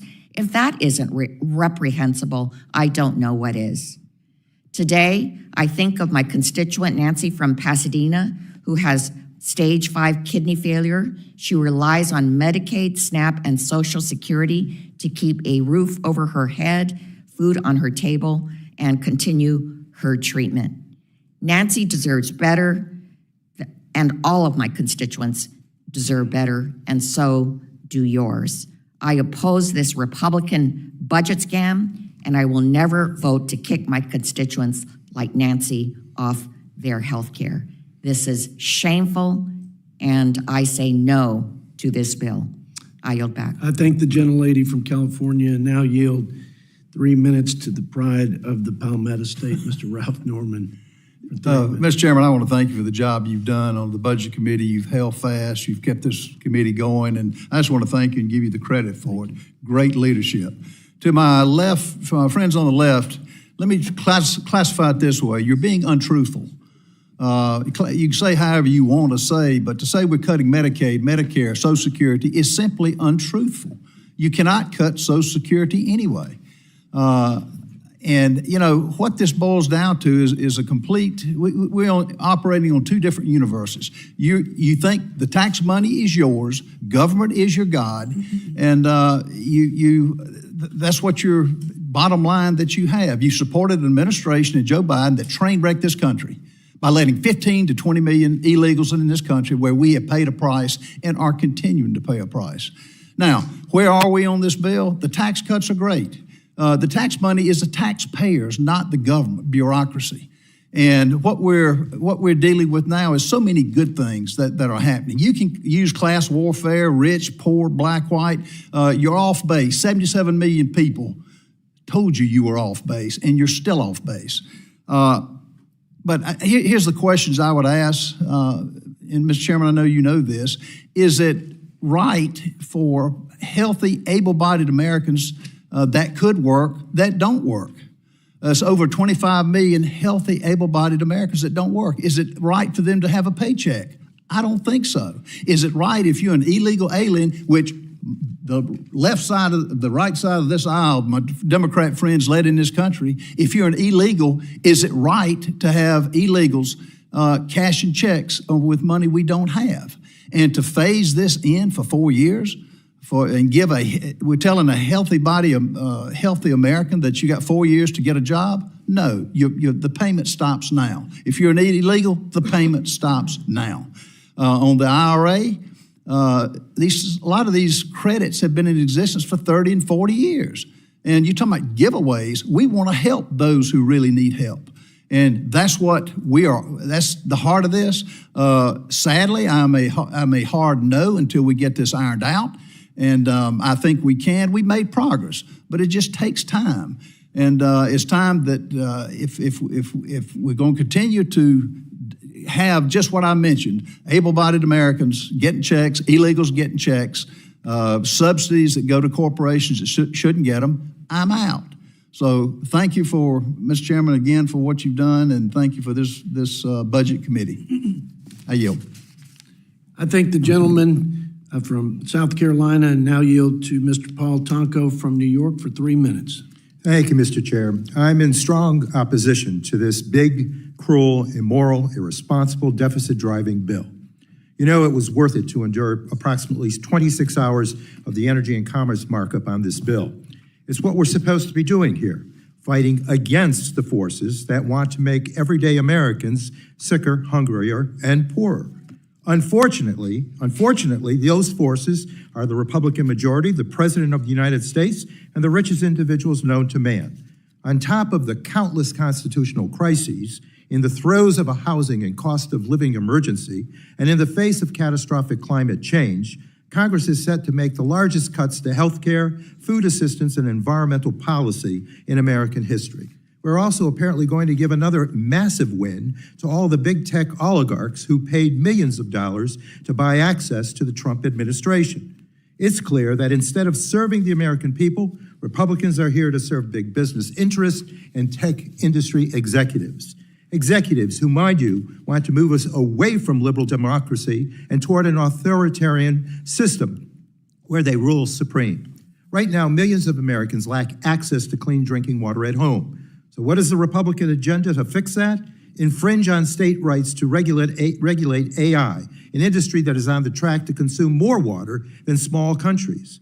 For 10 years, all while children are killing themselves at the behest of chatbots, AI-generated bot farms are pushing disinformation globally, and our energy grids are already strained beyond capacity. And this AI gift is not even budgetary, as my colleagues on Energy and Commerce successfully put on the record. There are too many things wrong with this bill. 13.7 million Americans will have their health care ripped away. Kids, seniors, veterans, and people with disabilities will go hungry. Communities relying on IRA energy tax credits to create a clean, independent future will be left abandoned while big oil and gas make out like bandits. It's an unprecedented transfer of wealth from the American working class to the richest and most powerful people on the planet. Families in my district and across our country are hurting, and you don't fix the cost of living crisis by punishing the people already bearing the brunt. One thing's for certain, Mr. Chair, I will not stop fighting for my constituents and all of the Americans whose lives will be destroyed by this monstrosity of a bill. And with that, I yield back. I thank the gentleman from New York and now yield 3 minutes to my friend from Oklahoma, Mr. Josh Burkeen is not here. Okay. Josh, you ready to go? Okay. Mr. Andrew Clyde from the state of Georgia for 3 minutes. Andrew Clyde, y'all quit whispering people's names in my ears who aren't in the chamber, if you would, so I don't look like I don't know what the hell's going on in my committee. Golly. Yeah, you're in Andrew's. Hi, Mom. Is that a habit? Proud day for my mama. Okay. Who wants to go over there on this side? Josh Burkeen. I'm happy to take from the North time Texas. On their behalf and correct some of the things that we've I'm going to heard. start yielding y'all's time to the Democrats. Y'all do this to me again. No. Now, I accept. being the most popular Republican chair for Democrats is will not bode well for my future. Mr. Josh Burkeen from Oklahoma, you have 3 minutes. Thank you, Mr. Chairman.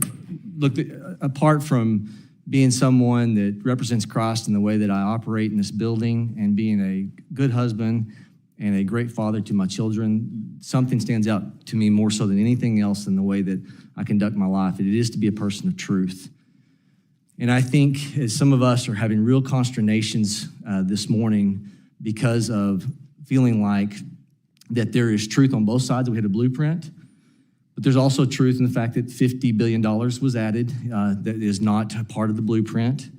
And so was the instructions fully met? It's truth that that element is lacking, and that has to be reconciled, not in truth with what the blueprint laid out. The second part, to be a person of truth, has to be the scores. And when you look at, because that's the decision before us today, are we, as people of truth, do these scores pan out? And what I saw happen in Oklahoma in my time in the state legislative body, trying to repeal wind tax credits, 60 lobbyists from other countries, Italy, Spain involved, diverged on the Capitol. And it took from the 90s, as Governor Keating discussed in the 2018 era when we were trying to repeal these, it was never intended to last as long as it did. And it was always the promise to end many years from now, which never materialized. And so when we've got a measure that says start date for ending is 4 years from now, and we also have elements of this as it currently stands that says you can enter a project in 2031 as a wind production entity and still be receiving taxpayer subsidies by 2040. To be a person of truth, I know what's going to happen. I know there are going to be lobbyists that are going to descend on this building. We'll get the savings up front. And years from now, when President Trump, who rightfully so is a champion for Indian, as he calls it, the Green New Scam, is no longer in office, this is designed, I'm sorry, but I think it's purposely designed. And I'm not challenging anybody's character. I am grateful to a speaker. I am grateful to a chairman of this committee. I am grateful to a leader that's engaging with us right now to try to figure this stuff out, to get to the truth. But I just want for my committee members to know my consternation, because as Patrick Henry once said, I have but one lamp by which my feet are guided. It's the lamp of experience. I know no other way to foretell the future than by the past. And until we get these timelines corrected, where it's a true repeal of wind and solar that is undermining our electric grid, 60% of all new generation in the last 2 years, according to the Energy Information Administration, is wind and solar. So, and the super majority of components on solar, it's 61% of it's solar, and the super majority of those components are coming from China, undermining natural gas jobs all over this country. We have to fix this. I appreciate a chairman, speaker, and a leader right now as we're even talking, trying to figure this out so I can be a person of truth. Thank you. I yield. I thank the gentleman from Oklahoma, who is indeed a person of truth. Now we yield 3 minutes to our colleague, Mr. Morgan McGarvey from the Commonwealth of Kentucky for 3 minutes. Thank you, Mr. Chairman. As the old saying goes, you're entitled to your own opinions, but not your own facts. My colleagues across the aisle pretend this bill does not drive up our national debt, but even Thomas Massey, Josh Hawley, conservative think tanks, and now Representative Roy admit the obvious truth. This budget drives up our national debt by trillions. Also, Donald Trump's billionaire donor buddies pay less and less in taxes. I strongly oppose this Republican tax plan, not just because it's bad budgetary policy, and it is bad policy, but because at every turn, Republicans have chosen debt over decency and cruelty over compassion. They've chosen to make those on the margins, our children, our seniors, and those who have the least, poorer, sicker, and hungrier. It's immoral. Their tax plan further increases wealth inequity. Under this plan, families in Kentucky who earn $24,000 a year will get a $70 tax break, enough for a tank of gas or two. But a family in the richest 0.1% gets a $255,000 tax break, enough for a new Lamborghini. And it keeps getting better for the richest of the rich. Republicans make the tax cuts for billionaires permanent. But get this, the tax cuts for working families, temporary, ensuring that in 2029, taxes will actually go up for those who work for a living. And in the same bill that exempts gun accessories from taxes, Republicans make Medicaid patients pay a sick tax every time they go to the doctor. That's assuming they still have their Medicaid, because the Republican plan will strangle Kentuckians in so much red tape that 640,000 adults in the Commonwealth will be at risk of losing their health care. And it's not just taking you off your Medicaid. If you live in Kentucky and you get your family's health insurance through Connect, Republicans are raising your premiums by an average of $700 a year. A budget is a statement of morals, and Republicans have made their morals clear. They care more about driving you and our country into debt to give Donald Trump's donors permanent tax breaks. To pay for it, kids in Kentucky will go hungry. Nursing homes and hospitals will close, and millions of Americans will be kicked off their health insurance. It's wrong. I'm voting no. I implore my colleagues to do the same. Mr. Chairman, I yield back. I thank the gentleman from Kentucky, and now yield 3 minutes to my friend from Georgia, Mr. Andrew Clyde. 3 minutes. Thank you, Mr. Chairman. House Republicans have a once-in-a-decade opportunity to deliver real conservative change in Washington. This Congress has laid out bold priorities for President Trump's one big, beautiful bill, including tax relief for working families and small businesses, major investments in border security, strengthening our military, unleashing American energy, reforming federal health programs to protect the most vulnerable, and restoring Second Amendment rights. We're also committed to ensuring the final package is fiscally responsible, right-sizing government, and putting our fiscal future back on track. Unfortunately, the current version falls short of these goals and fails to deliver the transformative change that Americans were promised. Substantive improvements are needed, and I look forward to working with this committee and our House Republican Conference to make sure we deliver. As an ardent Second Amendment defender, I've always promised to defend my constituents' Second Amendment rights. Today, excise taxes, specifically transfer and making taxes, are imposed on every firearm regulated under the National Firearms Act of 1934. As Chief Justice John Marshall warned in 1819, the power to tax involves the power to destroy, and he was absolutely right. These taxes have enabled unconstitutional regulation and registration under the National Firearms Act, exemplified by the Biden administration's dangerous pistol brace rule, which turned millions of law-abiding gun owners, many of them veterans, into felons overnight. The House now has a historic opportunity to repeal the burdensome taxation, registration, and regulation of short-barreled firearms, both rifles and shotguns, and suppressors under the National Firearms Act. The American people are watching. It is time to deliver. Additionally, House Republicans must put Medicaid on a sustainable path by refocusing the program on the truly vulnerable: single mothers, pregnant women, disabled Americans, children, and the elderly. Yet taxpayers in non-expansion states, like my constituents in Northeast Georgia, are unfairly footing the bill for excessive Medicaid spending in blue states. Currently, the federal government matches $1.33 for every $1 that states spend for these core vulnerable populations. But under Obamacare's Medicaid expansion, the federal government pays $9 for every $1 spent on largely able-bodied, working-aged adults that simply will not work. That's unacceptable. It's time Republicans prioritize Medicaid for the vulnerable over the able-bodied. Unfortunately, the current reconciliation package fails to reverse this misguided funding scheme that undermines care for the most vulnerable, the very people Medicaid was originally intended to help. For these reasons, I am unable to support this package in its current form. But I look forward to strengthening this bill to ensure that it does pass so that we fulfill all of our America First promises to the American people. Thank you, and I yield back. I thank the gentleman from Georgia and now yield 3 minutes to our friend Mr. Amo from Rhode Island. Thank you, Mr. Chair. Chair Harrington, it took 8 days for Neil Armstrong and Buzz Aldrin to land on the moon. It took 52 days for Thomas Jefferson to draft and our founders to sign the Declaration of Independence. And it took 92 days for Republicans to concoct a plan to kick over 13 million people off healthcare, gut food assistance for about 11 million people, and steal the dream of higher education for over 4 million people, just to help the wealthiest in our country pad their pockets. When Republicans started this process in February, I said the budgets are a reflection of values. We were told, wait and see. And now the world can see those cruel values on full display.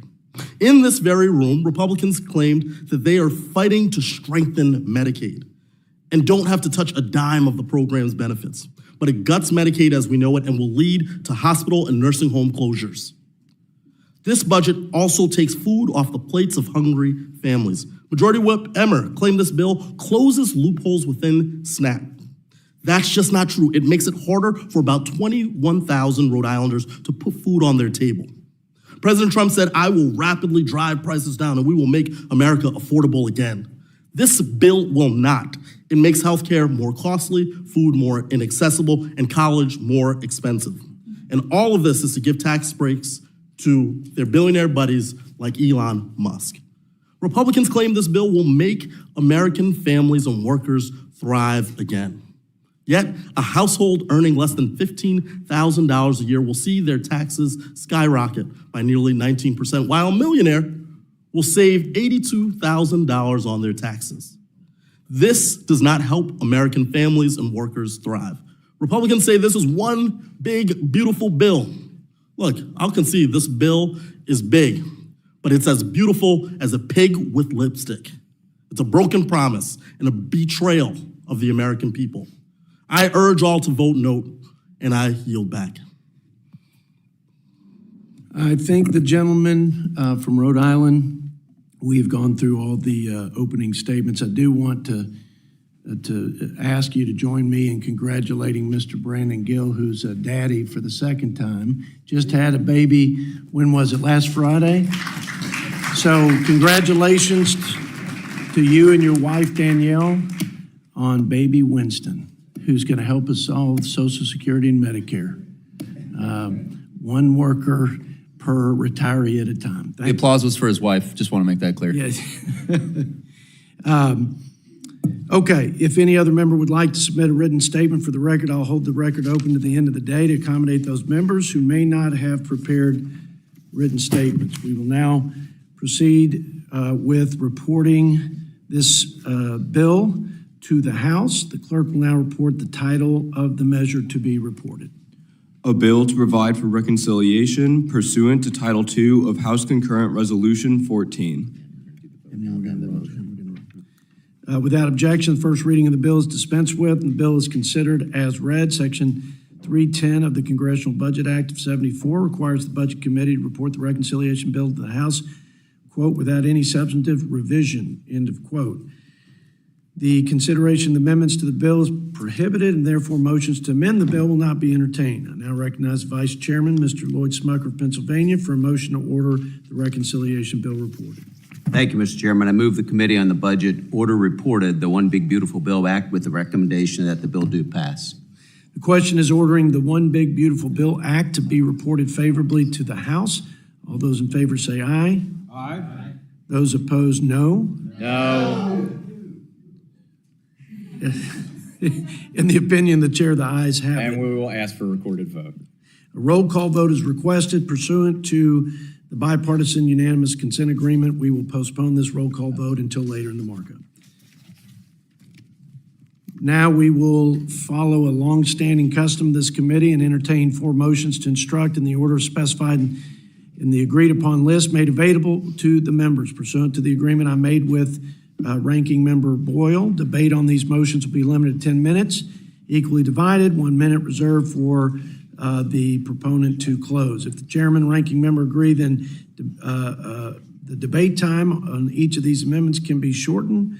Don't know what that means, but without objection so ordered. I would also like to remind members that these motions do not actually amend the reported bill and are not binding on the Rules Committee. Is there a motion to instruct? Mr. Chair, I have an amendment at the desk. The clerk will report. Motion, excuse me, I have a motion at the desk. The motion's at the desk. Clerk will report the motion. Staff will distribute copies of the motion.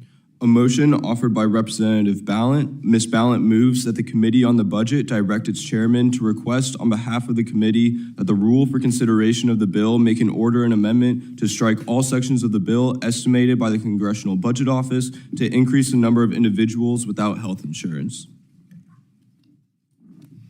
Representative Ballant, if you're ready, you're now recognized for 4 minutes.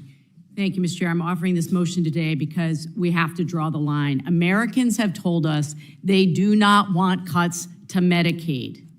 Medicaid covers over 1 in 5 Americans. Medicaid covers seniors in nursing homes, children with disabilities, low-income parents, and working people who simply cannot afford private health insurance. These aren't abstract numbers. These are the people we know. These are the people in our communities. These are the people in our families.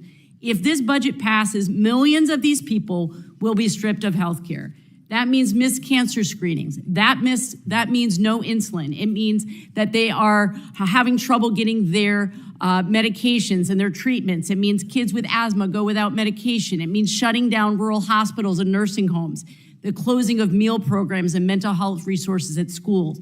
Passing this budget means fewer residency programs to train our next generation of healthcare workers, an issue I know that regardless of your district that you care about. This isn't about reducing the deficit. We've all covered that earlier. It's offensive at this point to be moving forward with cutting Medicaid, throwing people off their health insurance, as I said, when 81% of Americans have said, we don't want this. What are we doing here? They don't want this. This isn't about working Americans. This budget is about something entirely different, which is giving breaks to people who don't need it. Once again, I urge my colleagues to reject this cruelty, and I yield the balance of my time to the member, Ms. Watson-Coleman. Mr. Chairman, I support everything that my colleague has just said. I think I just need to amplify the fact that this is one of the most torturous, mean, and cruel things that we could do to the neediest in our country. In my district alone, it affects 128,000 people, 60,000 of whom are children. This makes our country sicker. This makes our country poorer, and this creates a shorter lifespan for those who could be enjoying life more if we had the commitment to serving their needs through health care. This is not a privilege, this is a right, and Republicans are denying us our rights. I yield back. I thank the gentlelady and now ask if there are any members who would like to claim. Do you need? Oh, no. Okay. I can yield back unless my ranker needs to speak on this. No, that's fine. Okay. Are there any members who'd like to claim time in opposition to this motion? Mr. Chairman. Mr. Buddy Carter, who is the chair of the Healthcare Subcommittee on the Energy and Commerce Committee, the floor is yours for 5 minutes. Thank you, Mr. Chairman. You know, as Republicans have said from day one, we're committed to reducing waste, fraud, and abuse within federal health care programs like Medicaid. Why? Because every dollar that is wasted or lost to fraud or abuse is a dollar that should have been spent providing health care coverage to the most vulnerable, the Americans that Medicaid was designed to serve. Medicaid was designed to support America's most vulnerable, low income, pregnant women, children, those with disabilities, and the elderly, the aged, blind, disabled. Despite that commitment, Democrats have created a system where states are rewarded for diverting limited federal Medicaid dollars to cover illegal immigrants and able-bodied adults who choose not to work. The Obamacare Medicaid expansion allowed states such as California to steer Medicaid funds to illegal immigrants. This year, California will spend $8.4 billion on Medicaid coverage for illegals. Per the gentlewoman from Vermont's amendment, of the $7.6 million that CBO projects to lose health insurance, our colleagues at the Energy and Commerce Committee, which I serve on, report that 4.8 million are able-bodied adults refusing to work. 1.4 million are illegal immigrants. 1.2 million are people who are already ineligible to receive Medicaid benefits under existing law. And 200,000 are CBO's anticipated future Medicaid enrollees, not people currently covered under the program. This is why I urge a no vote on this amendment, and I yield the remaining of my time to the gentlelady from Indiana. Thank you. We are committed to ensuring that vulnerable Americans are protected, that Medicaid is designed to support, that they get the help they need. Every dollar spent on illegal immigrants and those refusing to work is a dollar not spent on people who need it most. It's a dollar taken away from the pregnant mother seeking necessary care. We should not forget that this bill also reinvests these savings to expand access to health care for all Americans. This bill greatly expands health savings accounts, allowing more Americans the opportunity to save tax-free dollars to cover their out-of-pocket costs. The bill gives employers of all sizes more tools to expand healthcare coverage options. And the bill invests in new cures and physician pay to ensure that Americans can access high-quality health care at the pharmacy counter and at the doctor's office. Republicans are pursuing common-sense solutions to rein in waste, fraud, and abuse in federal healthcare programs like Medicaid. The bill ensures that federal health programs work for the most vulnerable by making sure taxpayer dollars are not siphoned off to fund illegal immigrants, fraudsters, and people refusing to work. And instead, it redirects those dollars to help taxpayers and improve access to affordable, high-quality health care. I urge a no vote, and I yield back. In the remainder of the time, I'd like to say a few words on this subject, because if you listen to my Democrat colleagues, you would think we were, gutting the program and throwing people off and leaving them uninsured. Here's the reality. The American people sent us here to steward their tax dollars, and they suspect we're not doing a very good job of it, and they're right. They also expect us to make sure that we have a sustainable safety net for the most vulnerable Americans into the future. It is nowhere close to being sustainable, like many programs in this government. And the first place is to stop the improper payments, which not according to me, but GAO over the last 10 years has been over $500 billion. In 2023, it was $50 billion in 1 year. That's waste, fraud, and abuse. Tens of billions of those dollars in abuse have gone to people who are in this country illegally. Now, this is just one number, but according to Numbers USA, the total cost of social services to people here illegally is $9,000 per illegal immigrant. That's more than we spend on American citizens who are in need of the safety net of Medicaid. That is unconscionable. There are a lot of other reasons that I don't have time to articulate that we have to do the deep rooting out of waste in this program. And it's unacceptable that the largest means-tested welfare program of almost 100, with a total cost of about $1.5 trillion in the people's government, has no requirement for able-bodied people to work. That should be a baseline expectation for people who can and are able to work. So I'm proud of the work that my colleagues are doing. We can do more, but this is a good start. And I yield now for the closing comment of my colleague, Ms. Ballin. Thank you, Mr. Chair. I just have to ask my colleagues, have you talked to your rural hospitals? Have you talked to your rural healthcare providers? Because I have been on the phone for months now. They are very, very concerned about cuts to Medicaid and how it will close rural healthcare facilities. Rural healthcare facilities are reliant on Medicaid dollars to stay open. And those of us who represent rural areas, healthcare outcomes for people who live in rural areas are the worst in the nation. So whether you live in Vermont or whether you live in Kentucky or you live in rural Indiana, your rural healthcare providers need Medicaid dollars to keep those facilities open.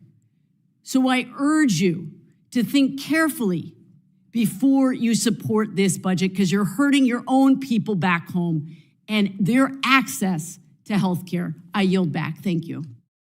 I thank the gentlelady from Vermont, and now the question once again is, the question now is on agreeing to the motion offered by Ms. Ballin. All those in favor signify by saying aye. Aye. Those opposed, no. No. In the opinion of the chair, the noes have it. I ask for a recorded vote. A roll call vote is requested pursuant to the bipartisan unanimous consent agreement. We will postpone the roll call votes until later in the markup. Thank you. Thank the gentlelady. Now, is there a motion to instruct? Mr. Chairman, I have a motion at the desk. Motion is at the desk. Clerk will report the motion. Staff will distribute copies of the motion. Mr. Clerk. A motion offered by Representative Amo. Mr. Amo moves that the Committee on the Budget direct its chairman to request on behalf of the committee that the rule for consideration of the bill make an order an amendment to implement President Trump's request to raise the income tax rate for millionaires. Okay, let me just give a little time for the distribution. I'm going to come back to you. 4 minutes and then when to close, okay?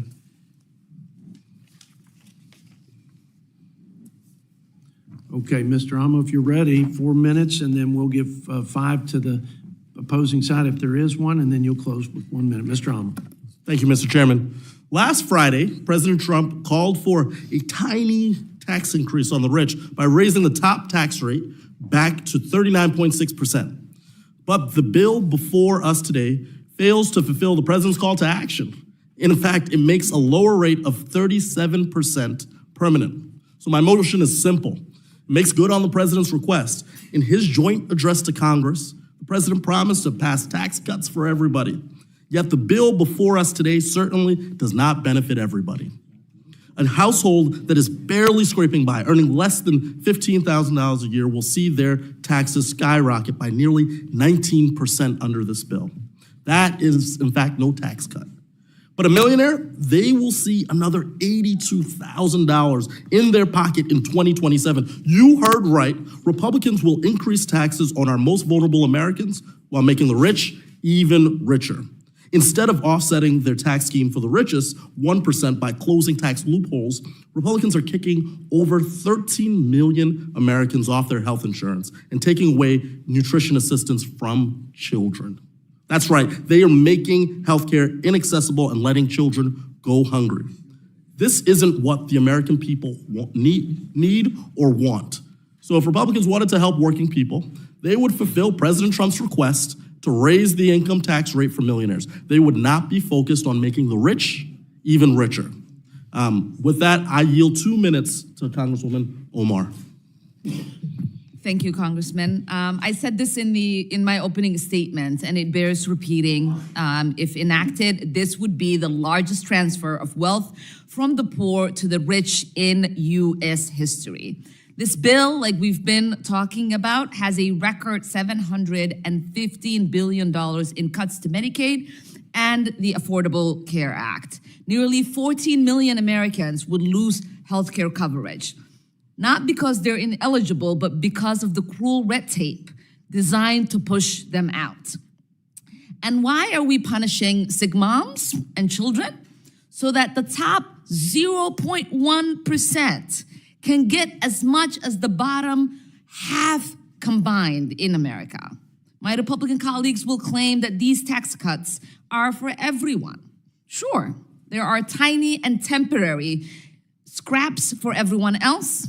And I do mean tiny. People earning less than $50,000 a year will see less than $1 in benefits. But if you are a billionaire, you could have $700 a day. Now, when those tax benefits for working people vanish under the weight of the higher taxes and deep program cuts, guess who will still come out ahead? The wealthy and the well-connected. Millionaires and billionaires will get their massive tax cuts. They are permanent. Now, I know that there are Republicans here who agree that this is unfair. It's wasteful and fiscally reckless. The last people who need another taxpayer subsidy are the ultra-rich. So let's raise the top tax rate for those who can afford it and pass this common sense motion. Thank you, and I yield back. I thank the gentlelady and ask if there are any members who wish to oppose. Mr. Chairman. Mr. Ron Estes from Kansas. Mr. Chairman, this motion to instruct is based on several false premises about the bill and the fiscal state of our nation. First, let me address the notion that we have a revenue problem. This is a tired and false claim that the left continues to use because they don't like the idea of tackling our greatest issue, spending. Tax revenue has consistently been in the 15 to 16% GDP range, whereas spending has ballooned to 24% of GDP. Countless Inspector General's report and independent studies have concluded that Washington wastes taxpayer dollars in virtually every agency across the government. And it's a bipartisan talking point that even Presidents Clinton, Obama, and Biden have used to get elected, stating they would root out waste, fraud, and abuse. Yet it's only Republicans who have committed to meaningfully addressing this issue. Since Republicans passed our Tax Cuts and Jobs Act in 2017, revenue has actually increased by nearly 50%, but spending has outpaced it, rising by 70%. The notion that we need to increase taxes is false and deceiving to the American people. We need to address our spending problem. And let's not forget what happened when my Democrat colleagues pushed through more federal dollars into our economy with the so-called American Rescue Plan and the so-called Inflation Reduction Act, a misnomer meant to mislead the public. Inflation skyrocketed, and any so-called relief that we're getting from the government was being eaten up by the higher prices that outpaced wages. Instead of rising taxes and redistributing wealth, the better solution is to simply let Americans keep more of their hard-earned money and keep inflation low. Additionally, my friends on the other side of the aisle like to create a boogeyman out of successful Americans. The catchphrase, tax the rich, is used to divide Americans and promote the false narrative that if only the wealthiest paid a little more in taxes, all the nation's problems could be magically solved. But the problem with their narrative is that it's simply not based on fact. Economist and former member of President Ronald Reagan's Economic Policy Advisory Board, Art Laffer, pointed out in a 2024 op-ed that there's an inverse relationship between the tax rates and taxes paid. Right now, the top 1% pay nearly 46% of all taxes, up from 40% before TCJA cut the effective highest rate. But when the tax rate was 70% at the end of the Carter administration, the top 1% of taxpayers only shouldered about 19% of the taxes paid. Mr. Chairman, I'd like to submit the op-ed by Art Laffer for the record. Without objection, so ordered. Mr. Chairman, we already have a highly progressive tax system. Let's not forget how tax rates compare. The lowest tax rates for the lowest earners in this country is 10%. The top rate is already much higher at 37%. Let's not forget what the policies of TCJA did for the middle class. Real wages for the bottom 10% grew nearly twice as fast as the top 10%, and real wealth at the bottom 50% of households rose 3 times faster than that at the top 1%. The 2017 tax reforms led to $5,000 increases in real household income, 5 million new jobs, and higher investment across the country. This motion to instruct misrepresents the bill's priorities. It's a bill for real Americans, not the coastal elite or wealthy. It includes no taxes on tips, overtime, or car loan interest. It expands the child tax credit and provides relief from inflationary burden of the last 4 years. It saves the average American $1,700, the equivalent of about 9 weeks of groceries. It increases real take-home pay for a median income household with 2 children by roughly $4,000 to $5,000, and it raises real wages by $2,100 to $3,300 per worker. Those making between $30,000 and $80,000 would pay around 15% less in taxes in 2027 under the Republican tax bill, the report by the nonpartisan Joint Committee Taxation shows. And the bill does so much more. Mr. Omo's amendment's a misguided political talking point about the momentum promised by this legislation. We should stay focused on growth, opportunity, and middle-class prosperity, not on reviving failed tax the rich policies. I urge a no vote. I'd like to yield the remainder of my time to Mr. Carey. I'd like to thank my colleague for allowing me this time, and I'm probably going to blow right by that. But first, I just want to say that this motion misrepresents the bill's priorities. It is a political gesture and ignores the facts. And when all these false statements and talking points, catchy phrases, some of which we heard from my dear colleagues, vulgar, when all of that falls into the dust of history, the clear list of example will show through like sunshine. First off, this bill is not about protecting the wealthy. It is about delivering real relief to workers, families, seniors, small businesses. Now, I had one of my colleagues that mentioned that these billionaire tanning bed owners were donating lots of money. I don't know about you, but in Sydney, Ohio, Troy, Ohio, Grove City, I'd be hard-pressed to find somebody who's a billionaire that has a salon that has a tanning bed. So let's just give you some of the facts. 92% of the people in Ohio's 15th congressional district would see their guaranteed deduction slashed in half if we do not pass this bill. 20 seconds, Mr. Carey, please. The other thing, child tax credit. If it reverts back, that would be $1,000 from the $2,000 that we did in 2017. But we did more. We had an additional $500.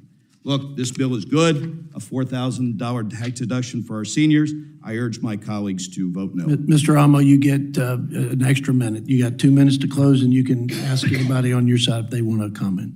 Thank you, Mr. Chairman. Look, my motion is simple. It will add a modicum of sanity to this dangerous bill. And then on the topic of revenues, let's be very, very clear. Revenues have generally been flat and haven't kept up with the increasing spending demands driven by our aging population and resulting in increasing costs on mandatory spending. And so had the Bush tax cuts, their extenders, and the Trump tax cuts not happened, we would have $10 trillion more in revenue than in current law, and revenue levels would have better kept pace with spending. So this motion fulfills a request from the president,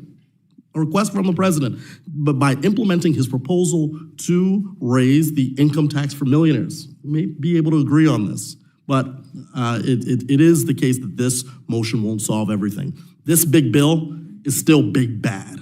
This Republican bill still strips healthcare from over 13 million Americans and puts 1 in 4 SNAP recipients at risk of losing benefits. It's still a betrayal of the American people. But my motion will make this bill slightly less fiscally irresponsible. So I urge my colleagues to fulfill President Trump's wish to make the rich pay their fair share. I yield back. I thank the gentleman, Mr. Amo. He yields back. The question's on agreeing the motion offered by Mr. Amo. All those in favor signify by saying aye. Aye. Those opposed, no. No. In the opinion of the chair, the noes have it. I request a recorded vote. All votes requested pursuant to bipartisan consent agreement. We'll postpone that vote to the end of the markup. Is there another motion to instruct? Mr. Chairman, I have a motion at the desk. Mr. McGarvey has a motion, and if the clerk would read the motion, the report on the motion, and staff distribute copies, then we'll get right to it. Let's give it about 30 seconds. A motion offered by Representative McGarvey. Mr. McGarvey moves that the Committee on the Budget direct its chairman to request on behalf of the committee that the rule for consideration of the bill make an order and amendment to strike all sections of the bill estimated by the Congressional Budget Office to reduce participation in the Supplemental Nutrition Assistance Program.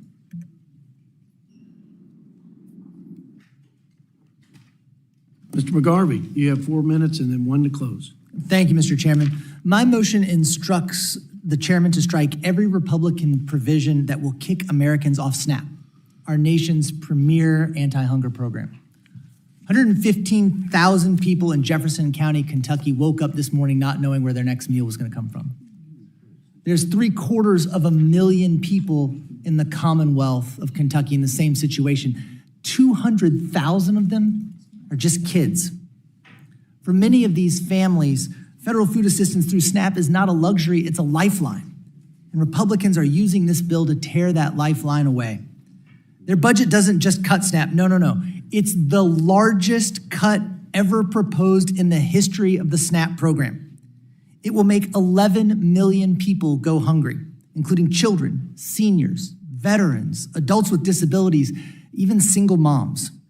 And they're not stopping at kicking eligible people out of the program. Their bill would shift billions of SNAP spending onto the states. My state of Kentucky would have to come up with $190 million to prevent cuts to services.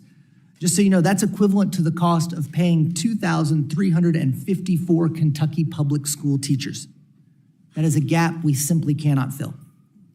It is unconscionable in the same bill in which Republicans do so much to ease the tax burden on billionaires while offering only a pittance to working people, in which they work so hard to take health care away from working families and children, that they now come for their next meal too. At this time, I'd like to yield to my colleague, Ms. Capter. Thank you very much for yielding, Mr. McGarvey. I rise in very strong support of the McGarvey motion to dismiss cruel proposed cuts and policy changes to the SNAP program. These cuts would hit working families the hardest, parents juggling multiple jobs, hourly workers trying to make ends meet, and caregivers who already stretch every dollar to the limit just to put food on the table. The bill punishes people who are doing their best. It imposes expanded and burdensome work requirements of those already working, and it shifts federal costs onto states already struggling to serve their communities. Then it hands trillions in tax breaks and refunds to the wealthiest Americans. Let's be clear, food is not a luxury, it is fundamental to life. Gutting food assistance for those working hardest just to get by is not the American way forward. Reject these harmful provisions, stand up for working families, remove these short-sighted, unjust, and cruel food cuts. I urge my colleagues to support this motion, defend the dignity and health of the American people. Thank you, and I yield back. The gentlelady yields. Is there any member who'd like to claim time in opposition to the motion? Mr. Chairman. Mr. Klein from Virginia, you have 5 minutes. I thank the chairman, and I want to make clear from the start that this bill, despite the allegations from the other side, does not cut SNAP benefits. The SNAP reforms included in this bill reflect our commitment on this side to restoring accountability to the program and prioritizing work. We agree it is a vital nutrition assistance program, but it ultimately must be strengthened and it must protect those benefits for the truly needy. And I think we would all agree. I don't know, the other side might, but SNAP spending is currently unsustainable.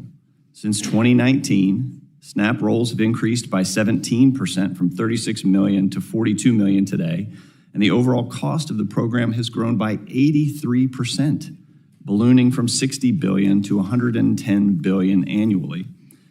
Making matters worse, as the program cost has ballooned, so have its improper payments. Payments to people who should not, to states for administering a program to people who should not be receiving it.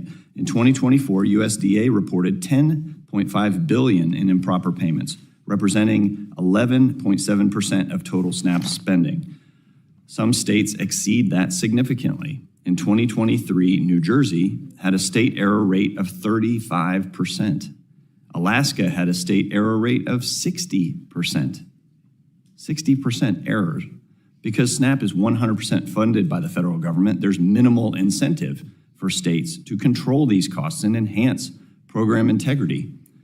By introducing a modest cost-share model, this bill would incentivize states to reduce fraud and would more closely align SNAP with federally funded state-administered programs. This bill would also restore integrity to work requirements in SNAP. Yes, there are work requirements in SNAP, but due to abuse of waiver authorities, only 16% of able-bodied adults without dependents meet existing work requirements. 4 states, including California and Illinois, have full waivers in place. So no work requirements. This bill strengthens existing work requirements and closes loopholes to encourage work-capable households to make more responsible choices. And finally, let me reiterate, this bill does not cut benefits. The reforms included simply strengthen the program's integrity and ensure it's fulfilling Congress's original intent. The sections targeted by this motion are not arbitrary cuts. They are essential corrections, carefully considered and debated. This committee must ensure that SNAP serves the truly vulnerable, not sustain broken systems, as this motion to instruct would allow. So I urge a no vote, and I yield my time back to the chairman. That's 2 extra minutes. I'm gonna show some self-restraint. That'll make up for- I'm showing I'll make up for me not managing it well. So, Mr. McGarvey, you got a minute to close, and then we'll go on to the next motion. Thank you, Mr. Chairman. We just heard contradictory statements. You heard someone say that there's going to be no cuts to SNAP, but then the spending isn't sustainable. So guess what they're going to do? They're cutting it. This bill cuts SNAP. More than a policy document. A budget is a moral document. It's not just a statement of our values, but a reflection of what and whom we value. On this question, I'm instructed by my faith.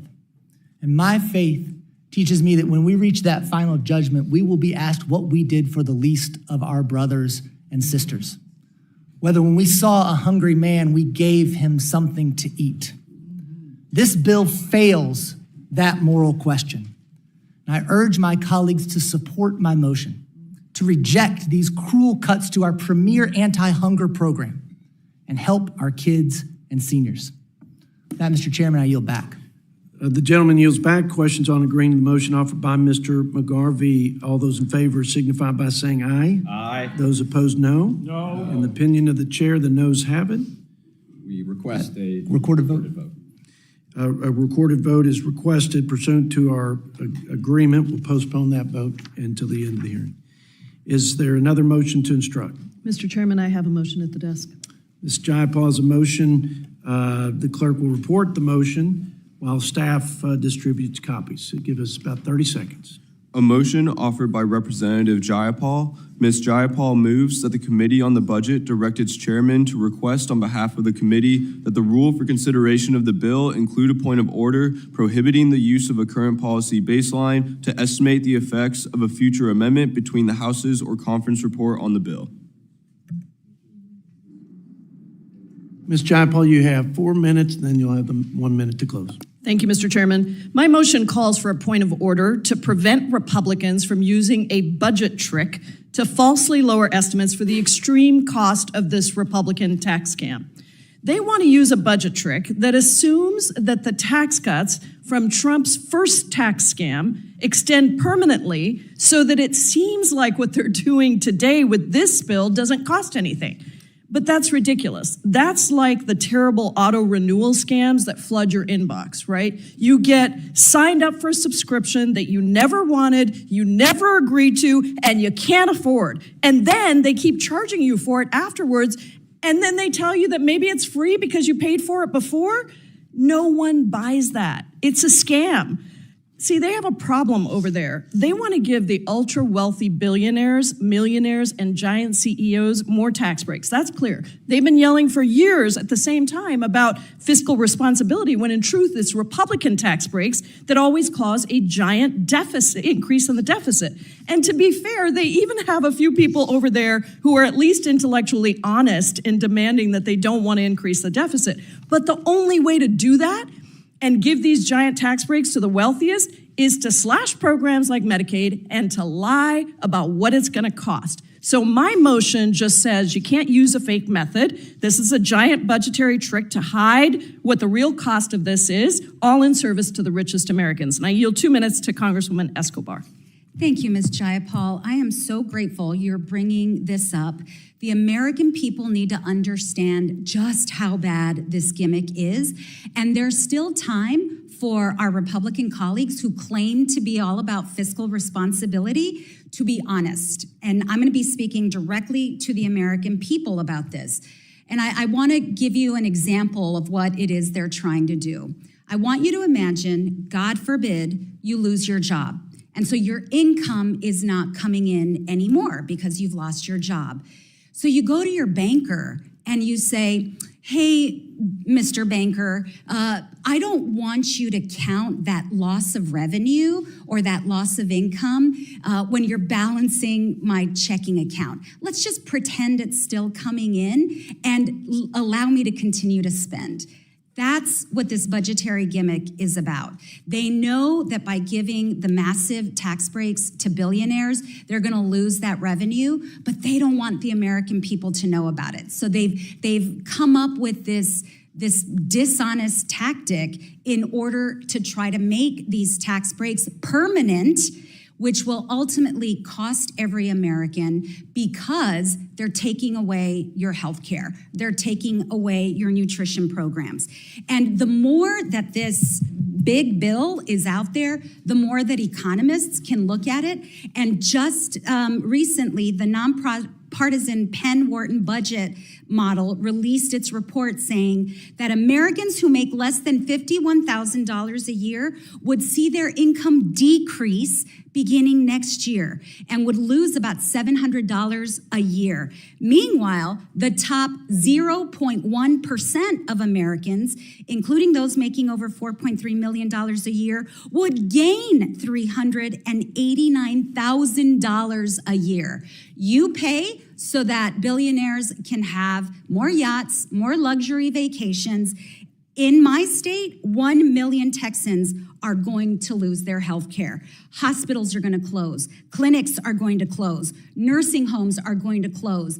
And hardworking Americans will pay more. We are, thank you for this motion, Rep. Jayapal. I strongly support it. I yield back. The gentlelady yields back. I'd like to take the time to oppose. I'll yield some time to Mr. Blake Moore. This is a really interesting opportunity to show maybe some concurrent thinking by Republicans and Democrats. Here's the problem, and this is a very technical issue that's inside baseball in Washington, right? Current law, current policy, what does it mean? My best way to describe it is that, current policy assumes that a program or policy continues ad infinitum without any budgetary impact, even though the program would expire. Here's one of the problems with it. You got a bias towards tax policy because, for example, SNAP was just discussed. The cost of SNAP, I think somebody said now, is at over $100 billion a year. SNAP is treated and is accounted for as current policy. So when you're working on a farm bill, it's assumed that it will continue with no impact to the budget. I think it's wrong whether it's a tax policy or a spending policy. They should be treated equally, and they should be treated under law as if it's going to expire because that's what we intended when we passed the law. And I think we would all do well to treat these things that way, and I think we would operate in a more fiscally responsible manner if we did. So there's sort of this issue of parity or inequitable treatment of tax policy versus spending policies. This issue, to be clear, is not of concern for our bill because we wrote our reconciliation bill under current law. We had a choice. But we decided that we would assume a growth rate, by the way, a growth rate under the annual average rate of Biden and Trump. So we assumed a conservative growth rate and said every dollar above that where the tax has a cost, and by the way, that's pretty transformational as it is, a Republican saying there are costs to tax policy. And so we said dollar for dollar, we're going to offset that so that we don't just shift the tax cost to another generation, right? Because if you don't pay for things, you're deferring a tax on our children and grandchildren. That's one thing you all, as Democrats, ought to be proud of that we have attempted to do that hasn't been done, I don't know if ever, on our side and within our conference. Not all tax cuts pay for themselves. And if we want to make a policy permanent, whether it's spending or tax, pay for it over the 10 years. You pay for it over the 10 years, and listen, the tax policies like bonus depreciation, and I could go through the list of those that I think have the greatest impact on the economy. The greatest bang for our buck is to make them permanent and give that kind of business certainty. But we just can't do that out of thin air, and we cannot assume that it magically pays for itself. So I will tell you, and I feel strongly about this, and this is a message to my Senate colleagues because they're the ones that will have to make the decision over there. It's more relevant over there at this juncture. Let's not use the Washington gimmicks and games to hide spending. There are so many ways we do that. We call things emergency spending that aren't emergency spending. We call changes in mandatory spending, but we're just shifting it around. It's a shell game. So if we're going to use current policy to give comparable treatment to spending policy, and if we're going to use it to give permanence, we should only do so, and we can only do so and claim that we're fiscally responsible if we offset the impact to the deficit. So I don't care what somebody says there's a impact to the budget according to CBO rules or Republican or Democrat rules.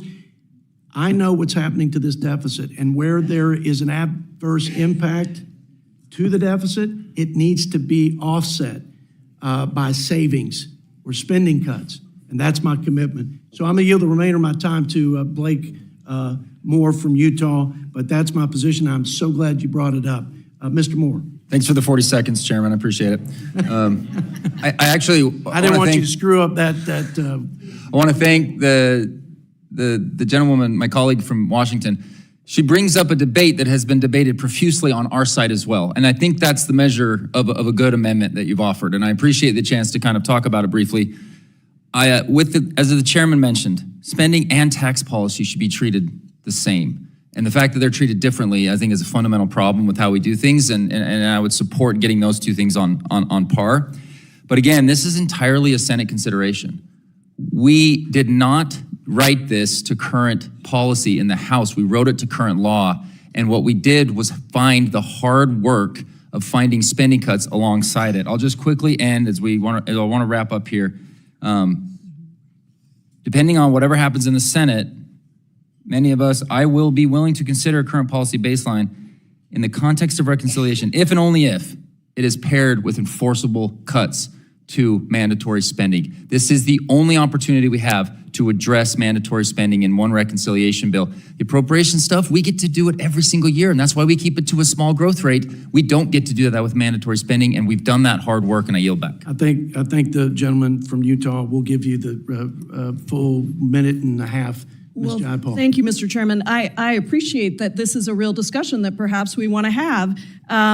Listen, if we don't adopt this amendment, then those of you who say you don't want the Senate to do budgetary tricks, it's going to come back to you with a budgetary trick, because they're already talking about how to do this to extend the tax cuts permanently and get around the reconciliation rule. Yes, this is inside baseball, but these are the things that happen that really hurt the American people. And listen, if current policy baseline becomes a new precedent, then the ranking member and I are going to be very happy to use it when we pass Medicare for all, universal health care for everybody. There's a lot of ways in which this is problematic, and yes, we should have a discussion, but in this moment, your Senate colleagues want to use this budgetary trick, a scam, to tell the American people that this isn't going to cost anything when you know damn well that it is. So I really hope that you vote for this amendment, because I think you're right, Mr. Chairman. It deserves debate, and I'm going to yield to the ranking member if I have any time. You do. Yeah, thank you. Ms. Jayapal put it perfectly, and I will just very quickly in 15 seconds say this. Let's strengthen the House's hand, and let's keep this honest, with honest numbers. This would be a great bipartisan moment to do the right thing if we unanimously vote for this MTI. And frankly, it would only strengthen the hand of those who want to ensure the current policy baseline doesn't become the new normal. Because mark my words, if this becomes the new precedent, conservative Republicans will live to regret it. I yield back. Well said. Much of what you said I would associate myself with. We do have a commitment from our leadership. I want to say that for the record, that anything coming back to our floor will comply with the principles. Let's reinforce your hand, Mr. Chairman. Let's make it a bipartisan amendment. Pass it with unanimous support. That would be quite a message to your leadership. I will say you are awfully convincing today, Ms. Jayapal. Well, thank you, Mr. Chairman. Love to see that yes vote. The questions on agreeing to the motion offered by Ms. Jayapal, those in favor signify by saying aye. Aye. Those opposed, no. No. In the opinion of the chair, the noes have it. Request the report. Just said you agree with me, So Chip. close. Chip, you agree with me. So close. Vote for the amendment. Okay, roll calls requested. We'll put it off to the end of the markup per our agreement. Okay. Pursuant to our unanimous consent agreement,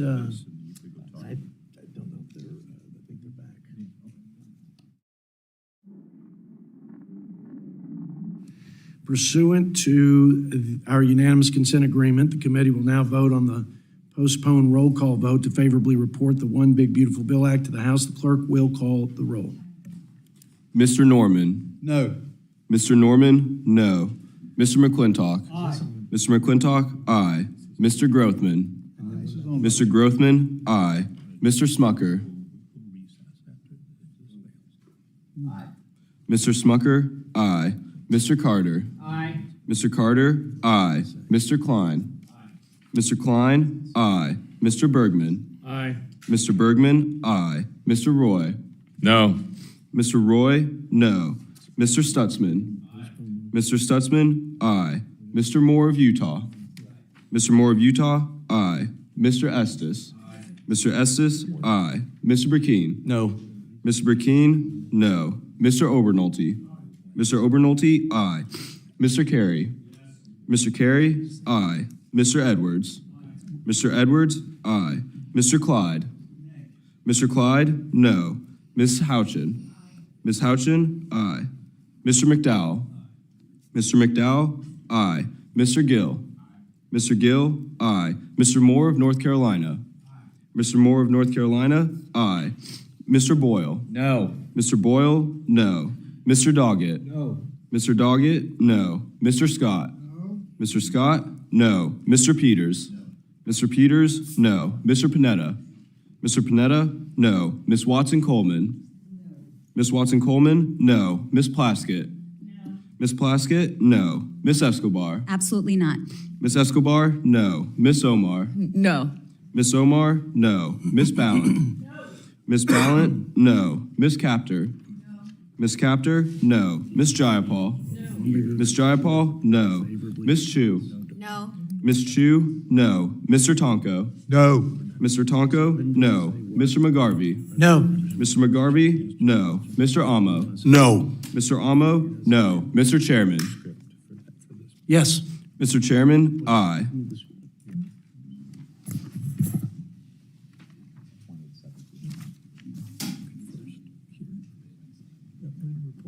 Right here.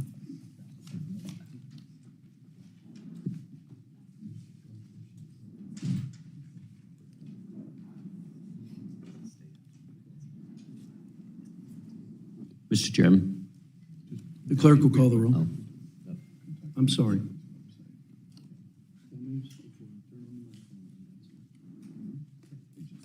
Go ahead. Are there any members who have not voted or wish to change their vote? Mr. Chairman, how am I recorded? You are a yes, clerk. Mr. Chairman, Mr. Smucker is recorded as aye. I'd like to change my vote to no. Okay. Mr. Smucker is off aye and on no.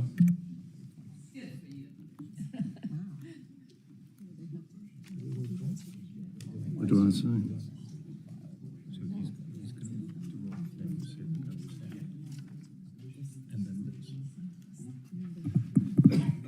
Any members still wish to change their vote?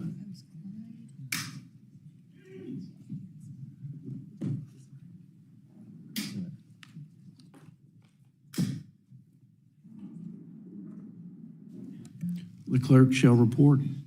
Mr. Chair, on the vote, there were 16 ayes and 21 noes. Well, the noes have it. The committee stands in recess, subject to the call of the chair. I want to thank everybody for their time and patience, and Godspeed and safe travels.